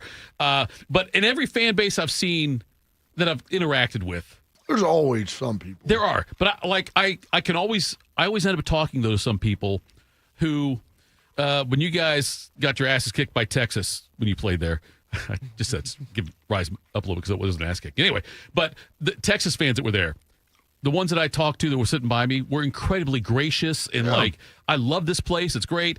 When Nebraska played here for the first time, and that like with those people. People say Nebraska fans were the nicest ever. When I went out to Oregon, nice fans out there too. I talk like every fan base. By the way, I know this people probably don't realize, but you know what? Some Buckeye fans are obnoxious as hell. Yeah. You know what I mean? That does happen. Okay. Some Notre Dame fans are. Some of them work in this building. Some do. I would don't. Anyway, but so there's obnoxious ones like that, but there's also, and that's one of the things I love about college football, college sports in general, I guess, is getting to interact with people from other parts of the country. Yeah. You know, it's like I love doing that. Like I really enjoy doing that. I'm not saying as much as a game, but I do. And most people are just normal humans who just want their team to win. Right. Like Twitter is not real in a lot of instances. Yeah. And, the jack wagons who are on there with fake names, profiles, who just tweet thousands of times a day, running their mouth about something, talking trash about the other team, maybe their own team, like whatever it is. Like, those really aren't people that you interact a ton with in society, as a society. I think now it's wrong to step to other people's fan bases. They brought in the chat there. That's because I'm the official OSU greeter. Yes, that would be my. That's true. Yeah, I do want to be the sports ambassador for the city of Columbus. I want to figure out how to do that, how to get that job going. I want to be the sports ambassador. I don't know who employs you for that. I don't know, Bob. And honestly, I do it as a volunteer. You don't have to pay me. Just name me that. I'll stand outside the horseshoe, and I'll seek out people wearing the gear from the other team and have a conversation with them and represent our city in a positive way, Bob. Is that like Dwight Schrute volunteering for the local police? I'd be a volunteer sheriff or whatever is what I'd do. I'd go out there, volunteer greeter. I would do that, which is why it's going to happen, Bob, in about 15 years. I will probably be a red coat at the Ohio State stuff. 15 years. Better put me on the lower floors. I'm saying I'm not going to be up at the C deck doing anything. I'm not going to be. Why does it have to wait that long? I mean, you might be. Some of those red coats are 5 years older than you now, maybe around your age. But they're also fiscally responsible and have the time to just do it. I'm not that way. Maybe if you didn't watch so many YouTube games from 1975. Bob, I've upgraded, by the way, on that. I now watch. There's the ones in color. There's things on YouTube now. You can go there, and it'll be 6 hours of broadcasts of all the games on that Sunday. And it'll just like go from game to game, almost like it's like a red zone thing almost. Yeah, maybe that's what my dad found. I don't know. He just keeps showing me all the games I want to see. There's a halftime. They'll show the halftime show. The algorithm. NFL Today and halftime show with Bob Costas or Bryant Gumbel on NBC. And that's what I watch. That's on the background now. I don't watch games start to finish. I watch. It'll be like NFL broadcast highlights week 4, 1979, and they go through and do that. That sounds terrible. It's wonderful. Wait, why do you think it sounds terrible? Because you're watching something that's already happened. You already know the outcome like multiple times. You're passing judgment without trying. You got to try it out. Well, I've watched older games, and I don't mind doing it from time to time, saying that that's like the highlight of my day or a focal point that I'm going to work things around. It's a good thing, Bob. It's the thing. Do you need a bank that truly values local business in this town and the opportunity to work alongside them as partners? Whether you're a small business or a large operation, Riverside Bank of Dublin has the right tools for the job. Riverside Bank of Dublin has the experience of working right here in Central Ohio. They understand the business climate in our area and will help you reach your goals. So whether you need an SBA loan to get your business off the ground, a line of credit to keep your business running smoothly, or equipment financing to get your business up to scale, Riverside Bank will tailor a solution that fits your needs. Visit them at riverside.bank or stop in to get to know them in person. It's 6300 France Road, Riverside Bank of Dublin, member FDIC, equal housing lender. Another coach got hired yesterday in the NFL. We're going to talk about that next. Morning Juice. Ms. Fernandez, what are those tiny things? Those are what we call amoebas. You can only see them through a microscope. Wow. Today's students are tomorrow's great thinkers and innovators. But right now, there's a funding crisis in public schools. Millions of kids go to schools that don't have funding for books, computers, and so much more just because of where they live. You can help change that. Donors Choose is a nonprofit that lets you support students and teachers in your community and beyond. You choose which supplies to support. You could provide first graders with pencils and paper, or other students with their first chapter books, help a music class get a guitar. You could even supply a classroom like mine with a science project. But what you're really giving is the moment that sparks a brighter tomorrow. To learn more, please visit DonorsChoose.org. That's DonorsChoose.org. Choose students. Shape the future. I slept in a lot of different rooms, different beds, but none of them really felt like mine. I spent 14 years in foster care, mostly in group homes. And I never had much stuff because I always had to be ready to move. Why get things if you just have to let them go? There are more than 100,000 children in foster care. waiting to be adopted. The Dave Thomas Foundation for Adoption is working to help find them a forever family and a permanent home of their own. Now I have my own room with walls that tell my story. I love hanging out in here. I play dress up with my sisters and I sing and make videos. But the best part, knowing I'll always have a place to go and a family that loves and supports me. If you have room in your home or your heart, see how you can help at davethomasfoundation.org. You served behind the desk. You served in combat. You did 4 years and got out. You were drafted. You gave 20 years. You gave exactly what your country needed. And so did you. When you raised your hand and swore an oath to your country, when you put your name on a dotted line, you became part of only 1% of Americans who did the same. You are a veteran. You are a veteran. You are a veteran. Because no matter when, where, or how you served, you made a sacrifice for your country, and you deserve support. If you're struggling with life after service, don't wait. Reach out. Reach out to a loved one, to a fellow veteran, to VA. Find resources at va.gov/reach. Brought to you by the United States Department of Veterans Affairs and the Ad Council. Attack and dominate. You're locked into Morning Juice. Sponsored by Riverside Bank of Dublin. Here's Bobby and Tito. All right. Tito, it's Bobby, it's Bodie. Schlegs still asleep, sounds like. We got that 8:15 meeting. The other way we were different there, Bob. That's what I found out in the last break. That you knew Schlegs had the meeting. When people tell me things, I try to remember them. No, that's you know what? That's great. My egocentric self, I don't always do that. But we find out yesterday Jeff Hafley is now the new head coach of the Miami Dolphins. Ooh. Yeah. And when he was at Boston College for, I think, 3 whole seasons it was. Mm-hmm. I think he was under 500. Does that sound right as a coach? Yeah. Close, but around 500. He was around there. Yeah. I mean, he may have been a handful of games, under 5 or 6 games. I bet they were probably, I don't know if they ever cracked 500. I bet he was 6-6, maybe 7-5, 5-7. You pulling it up, Bodie? I am, yeah. Admittedly, not an easy place to win. Fair? No, it's... Unless you got a Flutie. It's not an easy place to win. 6-5, 6-6, 3-9, 7-6, 22 and 26 overall. There you go. That sounds about right. Yeah. 3-4 games under 500. I thought he was there 3 years, not 4. So there you go. So did I. Yeah. What about Jeff Hafley is going to make him successful as the head coach of the Dolphins? He's an attention to detail guy. He's a really smart defensive coach.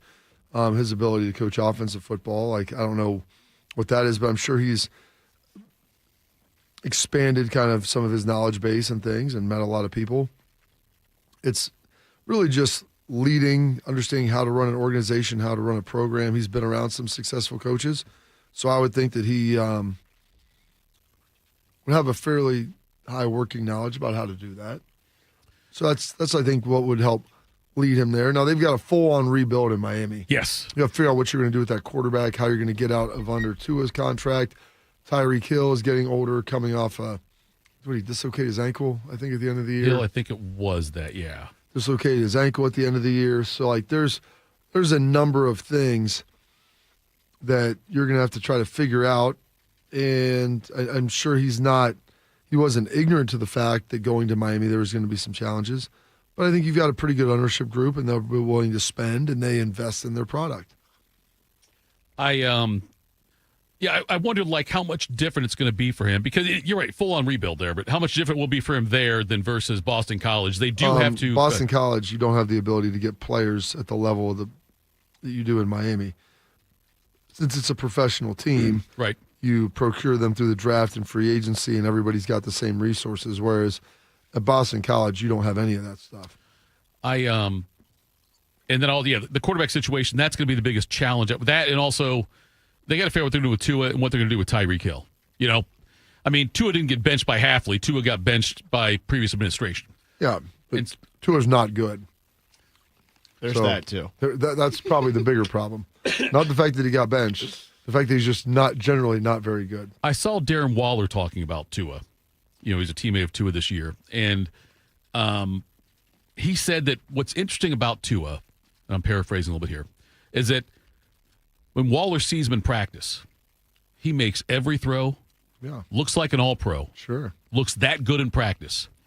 And he wondered if there's something about that goes on in his brain, if something goes on emotionally with him, that when he gets back into a game with live bullets and everything, if he's almost got, I think the word he used, the phrase he said, it's almost like he's got PTSD. You know, maybe like that's maybe when he can actually get hit. Yeah, like when he gets hit, like he makes some choices when you get the red jersey on in practice and no one's hitting you. Yeah, it's a big jump for that from someone who had all the things we've seen go on with him on the field with the concussions and whatnot. And he wondered about that out loud. Was he somebody who will never? He didn't say this, but like he was hinting at, I don't know if we'll ever see that great Tua again because of everything happened to him. I don't know that he was ever great. Did he lead the league one year in passing? He had some good weapons around him, and I think he had a really good head coach schematically, which I believe helped as well. I mean, I think that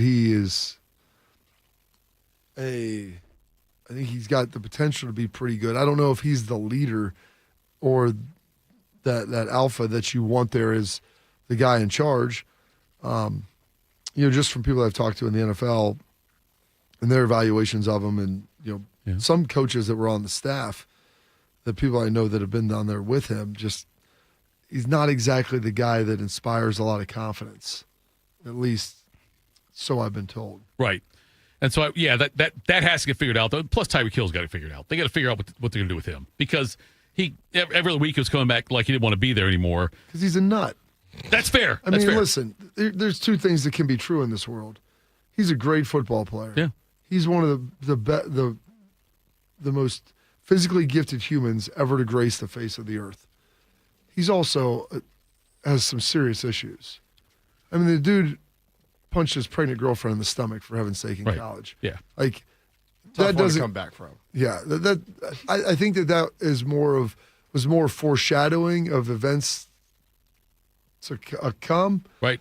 I'm not saying that he might be on a full Antonio Brown pathway, but he might terribly far off. He from might it. be trying to look through the woods to find that little trail. All right, I don't know that he's there yet, and I don't know that he gets exactly on that one, but the trails might be close. It's amazing to me, Bob, that like if he really wants to be traded, let's say he's not happy there for whatever reason and really wants to be traded, stop doing all the stupid crap and talking about it, and you're more likely, like right now, he's less likely to get traded because nobody's going to take on his salary. Of course. And take Here's on the thing. him. He wants to leave and get paid. Guys want everything. That sounds awesome. That does sound pretty good. How do I sign up for that one, Bob? He wants to leave, get paid, and the reality is he's going to be a 32-year-old wide receiver this year. Right. I mean, he's not getting any younger. He's never been the biggest guy in the world. He is a smaller gentleman. Now, he's thick. He's stocky. Like, I'm not saying that he's not physically put together, but he's not a very big guy. And where are his measure? I mean, he was super fast, but as soon as he begins to lose his speed, not a lot of average speed 5'10" wideouts in the NFL. And not that it's going to, but these injuries start to stack up. Like you dislocate your ankle, things happen. And I'm not saying that he is falling off a cliff tomorrow, but as he begins to maybe lose levels of production due to age and injury and just time off, the off-the-field stuff starts to become a bigger issue now because now you're not going out there and performing like a first-team All-Pro. Who's the best receiver you played with? Is it Tito? Is it Terry Glenn? Calvin Johnson. Really? Yeah, that makes sense. That's the beginning and end of that story. Yeah. Calvin's the best and the best dude, which is probably the best part of it. You don't get that kind of combination, it feels like, very often, I wouldn't think. Where he's he's like a really good player. I think Julio Jones fell in that category from people that I've talked to. Right. Just elite human being, elite worker, and extremely and immensely physically gifted. Mm-hmm. I think Jeremiah Smith falls into that category. Yeah. People said Andre Johnson did, which I've heard a lot of good things about him. He just played on really crappy teams. Yeah. Beat the hell out of Cortland Finnegan that one time. That's what I'm saying. Like, you had to go full Charlie Murphy on him. Step to this, Cortland Finney. I like Finney, but Finney is like Tyreek Hill size. Andre Johnson is like Jeremiah Smith size. Yeah. So, all right, buddy, you want to get in the arena? And Finney's tough, but all right, it's a losing proposition. But, I mean, Tyreek Hill, if you look at it, he's 5-time first-team All-Pro, 1-time second-team All-Pro. I mean, the guy's a Hall of Famer. But I'm hoping that for his sake, that he maintains his physical ability. But I think there's a good chance that maybe he comes back this year with the Dolphins, but this is probably his last year with Miami, should he come back. And if they could probably trade him and get anything of value, they definitely would. Yeah, like they would be selling him, though, at a low market, low value, if you're selling him, I would think now. Just because of the way all the stuff going on. You're not. I mean, the best thing that they could hope for is that he plays really well to start the season. And then dump him. And then there's somebody that needs a wide receiver that's like in contention. And they can throw him on there, and they're willing to saddle up with that. They're willing to lay down with the devil for a little bit and try to get a Super Bowl. I don't know where I saw this, so I can't give proper credit, but I'm okay with that. I can live with myself. But I saw somebody put out there that, the Dolphins should trade for Lamar Jackson. Okay. Who are they trading for? This one. Everybody said they should do. Trades are always interesting because you got to have someone that's willing to trade you back. Tua's, we can all agree he's got a big salary that he doesn't live up to. Oh, Lamar plays for free, though. So no, I'm saying no. So they can offset that. They said if the Dolphins offered Baltimore Tua and 4 first-round picks. Oh, my gosh. That's a terrible idea. For Baltimore to do that? No, I think that'd be an amazing trade. That's what I'm asking. But 4 first I rounders. I think they like Lamar, but if you're going to give me 4 first-rounders, yeah, dude, where do I sign up? I mean, it's a big – because you've already got a franchise quarterback, Lamar Jackson, so you've got to get a lot to give up on that. Yeah. I didn't think 2 and 4 – I thought 2 and 3 first was more reasonable. I mean, you're taking a huge probably closer hit. to 2 or 3 than it is 4 if you – that's what I would think. 3 would be really good. Is Baltimore still the best job? Or is it Buffalo now, you guys think? I think Buffalo. Here's the thing. Job. Miami, I bet no one could. Miami would take such a massive cap hit even if they traded him. Yeah. Benched, whatever. Because he signed that 4-year, $212 million deal. And he's in the third. This will be the 3rd year of that. So I'm guessing a lot of those dollars were guaranteed and fully paid. Right. His cap hit for 2026 is $56 million. Oof. That's pretty juicy. I mean, if they cut him in a post-June 1 designation, it would be $67 million and then $31 million in 27. If they cut him prior to the June 1 designation where they can spread it, it would be $99 million. It says in parentheses on Wikipedia, a record-setting figure. No kidding. So maybe the highest of all time. I'm not saying maybe I am. I mean, maybe they just ripped that Band-Aid off. Be like, you know what, Halfley, try to win 3 games next year. Yeah, and that wouldn't be bad. Then we'll draft a quarterback. Yeah. Yeah, just do that. Buffalo or Baltimore? Best vacant head coaching position? I would say Buffalo. I think I would too. Surprised they moved off McDermott? Kind of felt like it was maybe coming, but yeah, I know that they haven't had the success, but I don't know if I attribute. And there was nothing I saw in the game coaching wise. I would say is egregious. Like maybe how they chose to attack some things defensively. Obviously, you give up the score and that kind of kills you, but. It's tough because, like I said, just the fact that there was no Mahomes, there was no Burrow, no Lamar, and you lost to Bo Nix. You lost to a second-year quarterback, and you could be playing another second-year quarterback now. Yes, and he lost to himself by breaking his ankle. So yeah, too bad. I'm sorry for him. You mentioned Jeremiah Smith earlier. Yeah. If he asked you, what do I have to work on? What would you tell him? Is this a real question right now? Yeah, if he came to you and said, look, NFL's coming up for me. Yeah. What do I need to improve on? Is there anything you come up with? There might not be anything. There's always stuff. You get more efficient in his routes. Okay. He's very physically gifted. It's just really become maybe a more polished route runner. Okay. He's so strong and so fast. Sometimes, not that he's lazy in it, but you maybe don't have to be as precise because you're so physically gifted. Right. And so I would say that that's probably it. Okay. Is that just try to become as good a route runner as you possibly can. His hands are really good. He's had some drops like on easy stuff, usually early in the season the last couple of years, but he rebounds from those pretty well. Right. I see. Cause like what I say, drop me a couple. Like right. Three. I just wanted to hear it from your perspective because I can't see a flaw in his game, and like I didn't know if it was somewhere you would think, you know what, he needs to work. He needs to really improve, or not really. He needs to improve on this. And I know if that's why I was curious what you would tell him. Yeah, I mean, I think it's largely his. I would say it's largely his. I mean, just route run. I mean, you can always get better at that. Your footwork coming in and out of breaks and things. But he's pretty good at it. Like he's very good at it already. It's you're chasing edges at this point, trying to figure out where you could get better when you're already one of the best. You're 98. How do you get to 100? Yeah, it's hard. That's really hard. Coming up next, we will wrap things up. Tell you guys, Juice, Morning Juice. Hey, everybody, it's Berm here. Jeremy Birmingham from the Austin and Berm Show on 97.1 The Fan. Listen, if you told me 4 weeks ago that I'd have lost 27 pounds, I would have asked you if I lost a limb. But here I am, 27 pounds down in 4 weeks and all my limbs intact, thanks to Awaken 180. Where'd that weight come from? My waist. I'm already down 3 notches on my belt. My face. Yeah, I can see my jawline. That's pretty cool.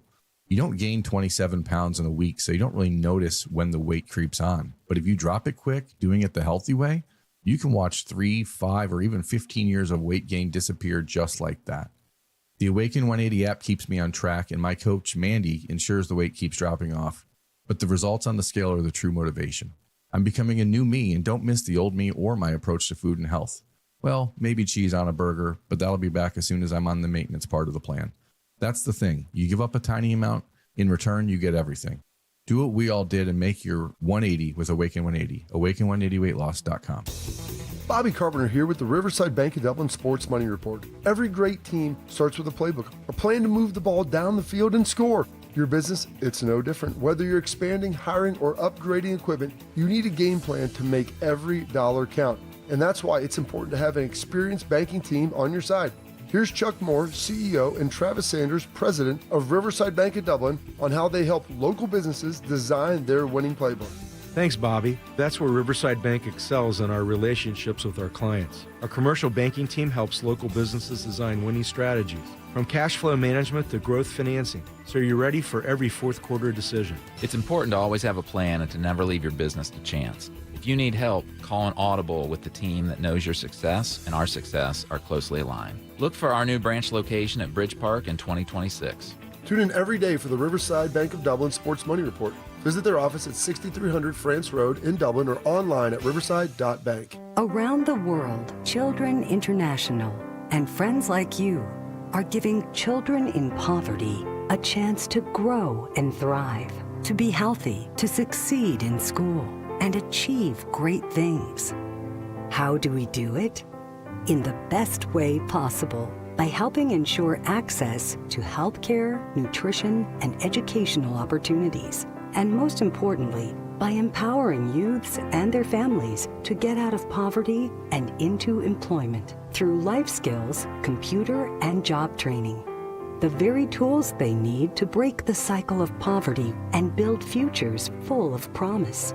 Because every child deserves a chance to realize their full and best potential. Learn more about how Children International is empowering children and families by going to children.org today. That's children.org. Tito invited the new Russian family who moved in down the street to watch Rocky IV. It did not go well. I must break you. This is Morning Juice. Morning Juice. Final segment of the program. That's Bobby. a fan poll. That right there is your fan poll. I hope that if you can read lips. Well, and the argument was too. He's like, that's why Tavian isn't playing. I'm like, he's not playing because he's a true freshman. He's gonna play. That's why Next year. Well, not next year, but and if he's good enough to get on the field, he will get on there. I'm like, he recruited him, didn't he? I think if he didn't want him there, he would have went for someone else. It also that argument isn't as fun though. Right. It also kind of feels like Julian Sands pretty good. He's played well. Played well. Heisman Trophy finalist. Whatever. Yeah, but we'll see this. We'll see this jump that he makes next year, like what he's able to do and what he can work on, and physical development and working through some things. And that was the difference. I think when you see a guy Fernando Mendoza, who's played a lot of football and gets some pressure, versus a guy in Julian who hasn't played as much football and gets pressure. It's not a knock on Julian. It's just a function of experience. And honestly, I love banging on Carson Beck, but Carson Beck, I mean, he threw a tough pick at the end of the game. I mean, he made some really nice plays for his team last night. He made some really nice plays for his team throughout the entirety of the run. Yeah. If he doesn't use his legs, buy some time, scramble, pick up first down, score a touchdown against Ole Miss. Last night, that 3rd and 6, he's scrambling around and finds number 7, I want to say, over the middle. Daniels, yep. Yeah, Daniels. I mean, he made some plays, and he was poised. Every time Indiana looked like they were on the verge of pulling away, Miami's offense, and Beck obviously is the quarterback, so he deserves a lot of credit for that, came right back and scored every time until the end. And they got him on that one. That was good coverage. Good disguise. They played it well, and they got him, but that happens too. Jimmy Ant Specials in the chat says, our CBJ still a topic on this show?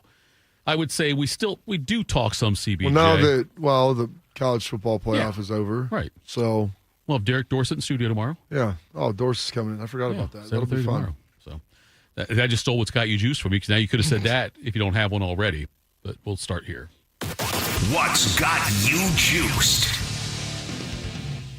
Day we got today. Tuesday? Yeah. Feels like Schlegs Day.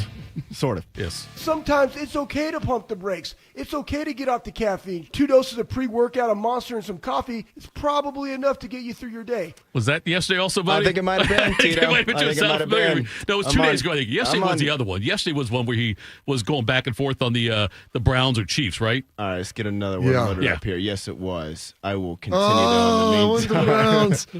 Chiefs. I'll take the Browns Chiefs. in my heart. Here you take it, the Browns. But the Chiefs. Yes. All right, guys, what has me juiced today is, well, what doesn't have me juiced is the computer not working. But what does have me juiced is when I got home yesterday from the gym and flipped on College Game Day and saw our beloved Dick Corbett head football coach, Marcus Freeman, talking about Leave No Doubt for next year.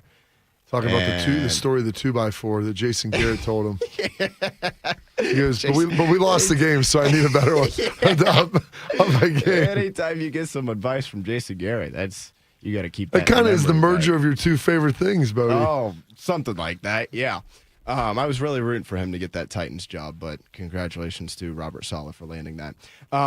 What also had me juiced, speaking along those same lines, was when they brought Belichick on and Reese Davis said, hey, congratulations on being nominated for the Pro Football Hall of Fame. And Belichick goes, yeah, keeping our fingers crossed on that one. I think you're going to get it. Like, I think the 6-time Super Bowls. Overrated. I think those Lombardi trophies are going to push you in, Bill. What has me juiced, guys, just watching the game last night. It was a fun game. I kind of thought, obviously, if it was going to be a blowout, I thought Indiana was going to win it going away. And when they blocked that punt, that's when I was like, oh, here we go. They're going to get a stop and score. And credit to Miami, man. They kept swinging the whole way, and they were, half a drive away from pulling off the upset there. So really excited. I stayed up for it. I was kind of teetering at halftime, but the Celtics game was going on, and so I kind of just kept watching that. And then right as that kept bleeding, the second half came back on for the championship game. I was like, well, I might as well just stay up at 10:30 versus 11:30 at this point. Not a huge difference there. So glad I stayed up. Definitely looking forward to getting home here in a couple hours and getting a nice long nap today. And sleeping longer than I usually would because of how cold it is outside, Tito. Exactly. See? I was right. So that all has me juiced. And Carp, if I'm not mistaken, we're 239 days away from Labor Day. So, gosh, leave no doubt. 230. Juice hard. Walk on that 2x4. One life. Walk on the ground. Juice, sir. I put it on top of 2 skyscrapers. Would you still walk across it? Oh, actually, and Schlegs. I could play for Torts, right? To me, their mantra should be this: wear a big cup and carry a big stick, because that's what they do. Like, I could play hockey for him. People say there's no jackets talk on this. Exactly. Say Jimmy Ant Specials. How about that? There you go. I mean, only had 5 coaches now since John Tortorella left. Yeah. Right. My goodness. One guy didn't even coach. That's fair. Exactly. He was hired to coach. But he never even actually got to coach again. Who was the guy? Was it George O'Leary? Is that the other one who was hired, didn't coach? You'd be correct on that. Yeah, undefeated Notre Dame. Yeah, I got a scholarship offer from George O'Leary. Where was he at the time? It was at Notre Dame. Notre Dame at the time, really? Oh. Yeah. Well, he came in. He's like, hey, we'd like to reaffirm our commitment to you. He sent me a letter. 2 weeks later, got the same one from Ty Willingham. Yes. I don't know if they just erased the bottom and put a new. You got him in a box somewhere? Those letters? Your mom had them. I actually gave my Notre Dame signed letter, or my letter of The offer? Official offer. It has like the little golden dome letterhead on it. I gave it to my grandfather. My dad, he was, they were a big Catholic family, and my dad said he, grew up. I didn't know this. Like, he was like, they were big Notre Dame fans growing up. I'm like, really? Like, I didn't know. And he's like, yeah, probably not as much as he got older and different things. He followed me and you, but he goes, they were big Notre Dame fans growing up. And he was the third of 14 kids. And so they didn't have much. Yeah, he basically lived with his aunts and uncles and moved around. I mean, never graduated high school, joined the Army when he was 17, went and fought in Korea, and came back and then started his family. And I don't think, my dad goes, I don't think he ever would have envisioned that he would have had someone in his family that could have got into Notre Dame, let alone get a scholarship. So my dad had framed that for him for his birthday. After he was like, you're not going to go here, are you? I was like, probably not. And he's like, all right, well, let me frame this up. He's like, your grandfather would love to have it. So it hung in their house for a long time. And I'm not sure exactly what happened to it after that. But it was, that was something that, so I don't know where that one is. I've got probably a lot of the other ones. I don't have them framed or anything. They're in the trunk. I've got a trunk of all my old letters. My dad had a box of his. I've got a box of all mine. So that's all part of it. What's got me juiced today, too, what a great game last night. It lived up to the billing. It lived up to the hype. It would have been a fun game to be at. Been a fun game to watch, to be down there in South Beach, to see it all. Getting in and out of Hard Rock is no picnic, though. That stinks. Excited for next year. Even later, January 25th, Las Vegas. Why not? That sounds great.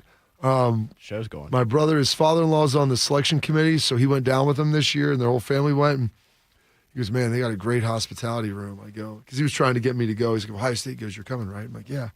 I go, well, next year, he goes, the hospitality room was nice. He goes, food and drink all day long, great stuff in there. I said, all right, it sounds good to me.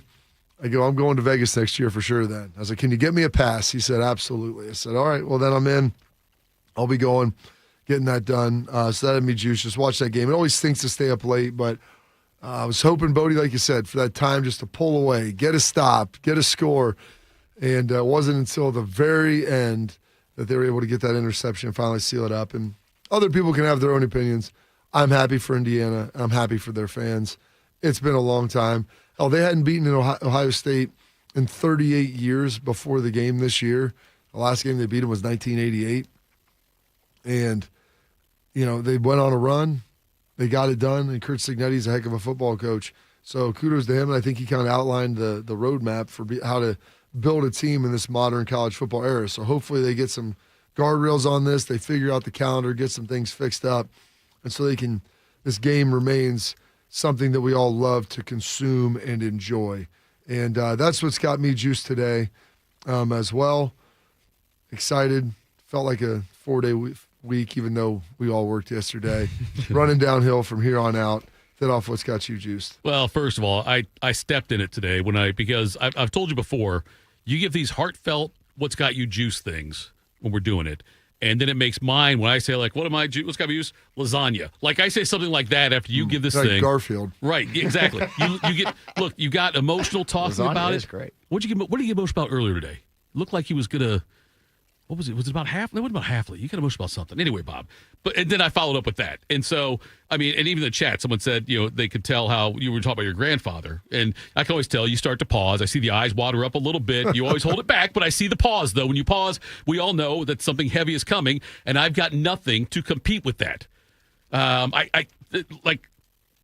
So it makes my what's got me juiced, which is why I think we should make you go last every day, because I think I deflate Beam everything. set the rules to this. He did? Me. Oh, hell, I thought it was you. No, Beam was the one. It took me, I felt pretty bad because it took me about a month and a half. I was like, how do you know where to go? And he goes, just follow the pattern. And he's like, Monday, Wednesday, Friday, right, Tuesday, Thursday, shark. And I was like, yeah, I guess that is the pattern. Simple enough. Yes. It's always much easier than it was never me going first when I would fill in for Beamer. Like, so I didn't have to worry about me having something right away. I could usually think about something while we were talking and while we were hearing the other ones that got us juiced. But anyway, what's got me juiced? I don't know, Bob. Life. You know what? Life has me juiced. Just living, baby. Yes, there's a lot of things going on right now, and I have good days and bad days, and I love coming to work with you guys every day. I love check doing your that. blood sugar and check it off. And Check it. Yep, I've got the monitor on right now, the sensor, if you will. I've got on that I can monitor it 24/7 now. But the young lady I talked about yesterday. Her mom reached out to me and said she's going to be in Delaware swimming all weekend at the Delaware YMCA. Nice. So I might take the kids over there and just say hello and watch. You're going to go to a swim meet where your kids aren't even swimming. Yes. That sounds terrible. Wait, that sounds like I've been to a lot of CPS. swim meets. I've never been to one that I haven't had a family member participating in, or like a very close loved one, maybe a friend. I don't think I've even ever been to one without a kid. Without a kid or a sibling. I remember I went and watched my brother when I was at Ohio State. He was up here. I think that's as close as I would get to going to a swim meet without a child in it. I would just do it because she lives in Chillicothe. I want to see the family again, say hello, and I was going to take my kids out there and. You think Artie's going to enjoy that? You're not going to have a choice. Well, yeah, right. We know who runs the house. Okay, don't do this. Which is why I had to be at the session that I told you about. Anyway, did you tell him what I told you, Bobby? I've been consulting with someone else who may or may not have more insight to this than you. Bob doesn't have a therapy degree, but yes. Anyway, so the chance of doing that, I'm really glad I've started this relationship with that family because it really was cool. And so, and I've been to a kid's basketball game my kid wasn't playing in. That's one thing. Swim meets, yeah. Because number one, you're watching a lot of stuff that doesn't include the people you're there to see anyway. And then if you're going to see somebody you aren't even related to, that's just a lot of time sitting indoor in a sweat box in an uncomfortable area. Emily said she would go to wrestling meets to watch friends' kids wrestle. Yeah, you're going with a friend, maybe. I watch can get a friend. That. But also, the natatorium situation is not like just a general gym. It's hot and humid in there. I could probably sell Artie on it by telling him he can go shoot hoops at the gym there if he wants at the YMCA. Do you know that the gym's open? Because I doubt it is. That's probably where the swimmers meet. It could be. I'll find out. Maybe so. Been to a lot of swim meets in my life. I know. For somebody who didn't only swim 1 year in high school, and I came back and swam my senior year, I went to a ton of, because my mom was a damn coach. Sure. I'm doing it for a long time. Years of me, my brothers, my kids now. I'm not going to go all day. I would go and watch her swim a couple of events, and then I'd leave. That's all. I'm not going to go and spend the whole day there. Couple events is all day. Got to find out the schedule. Anyway, thank you all the juicers chiming today. We appreciate that. I was going to thank Schlegs, but he bailed on us, so I'm not going to thank him. Good luck at your meeting, Schlegs, if you're listening. But he was still asleep because it's cold outside. And tomorrow, Derek Dorsett's in studio. We're at 7:30. We're going to have Austin Ward on before that. So there, we'll get your Jackets talk out of the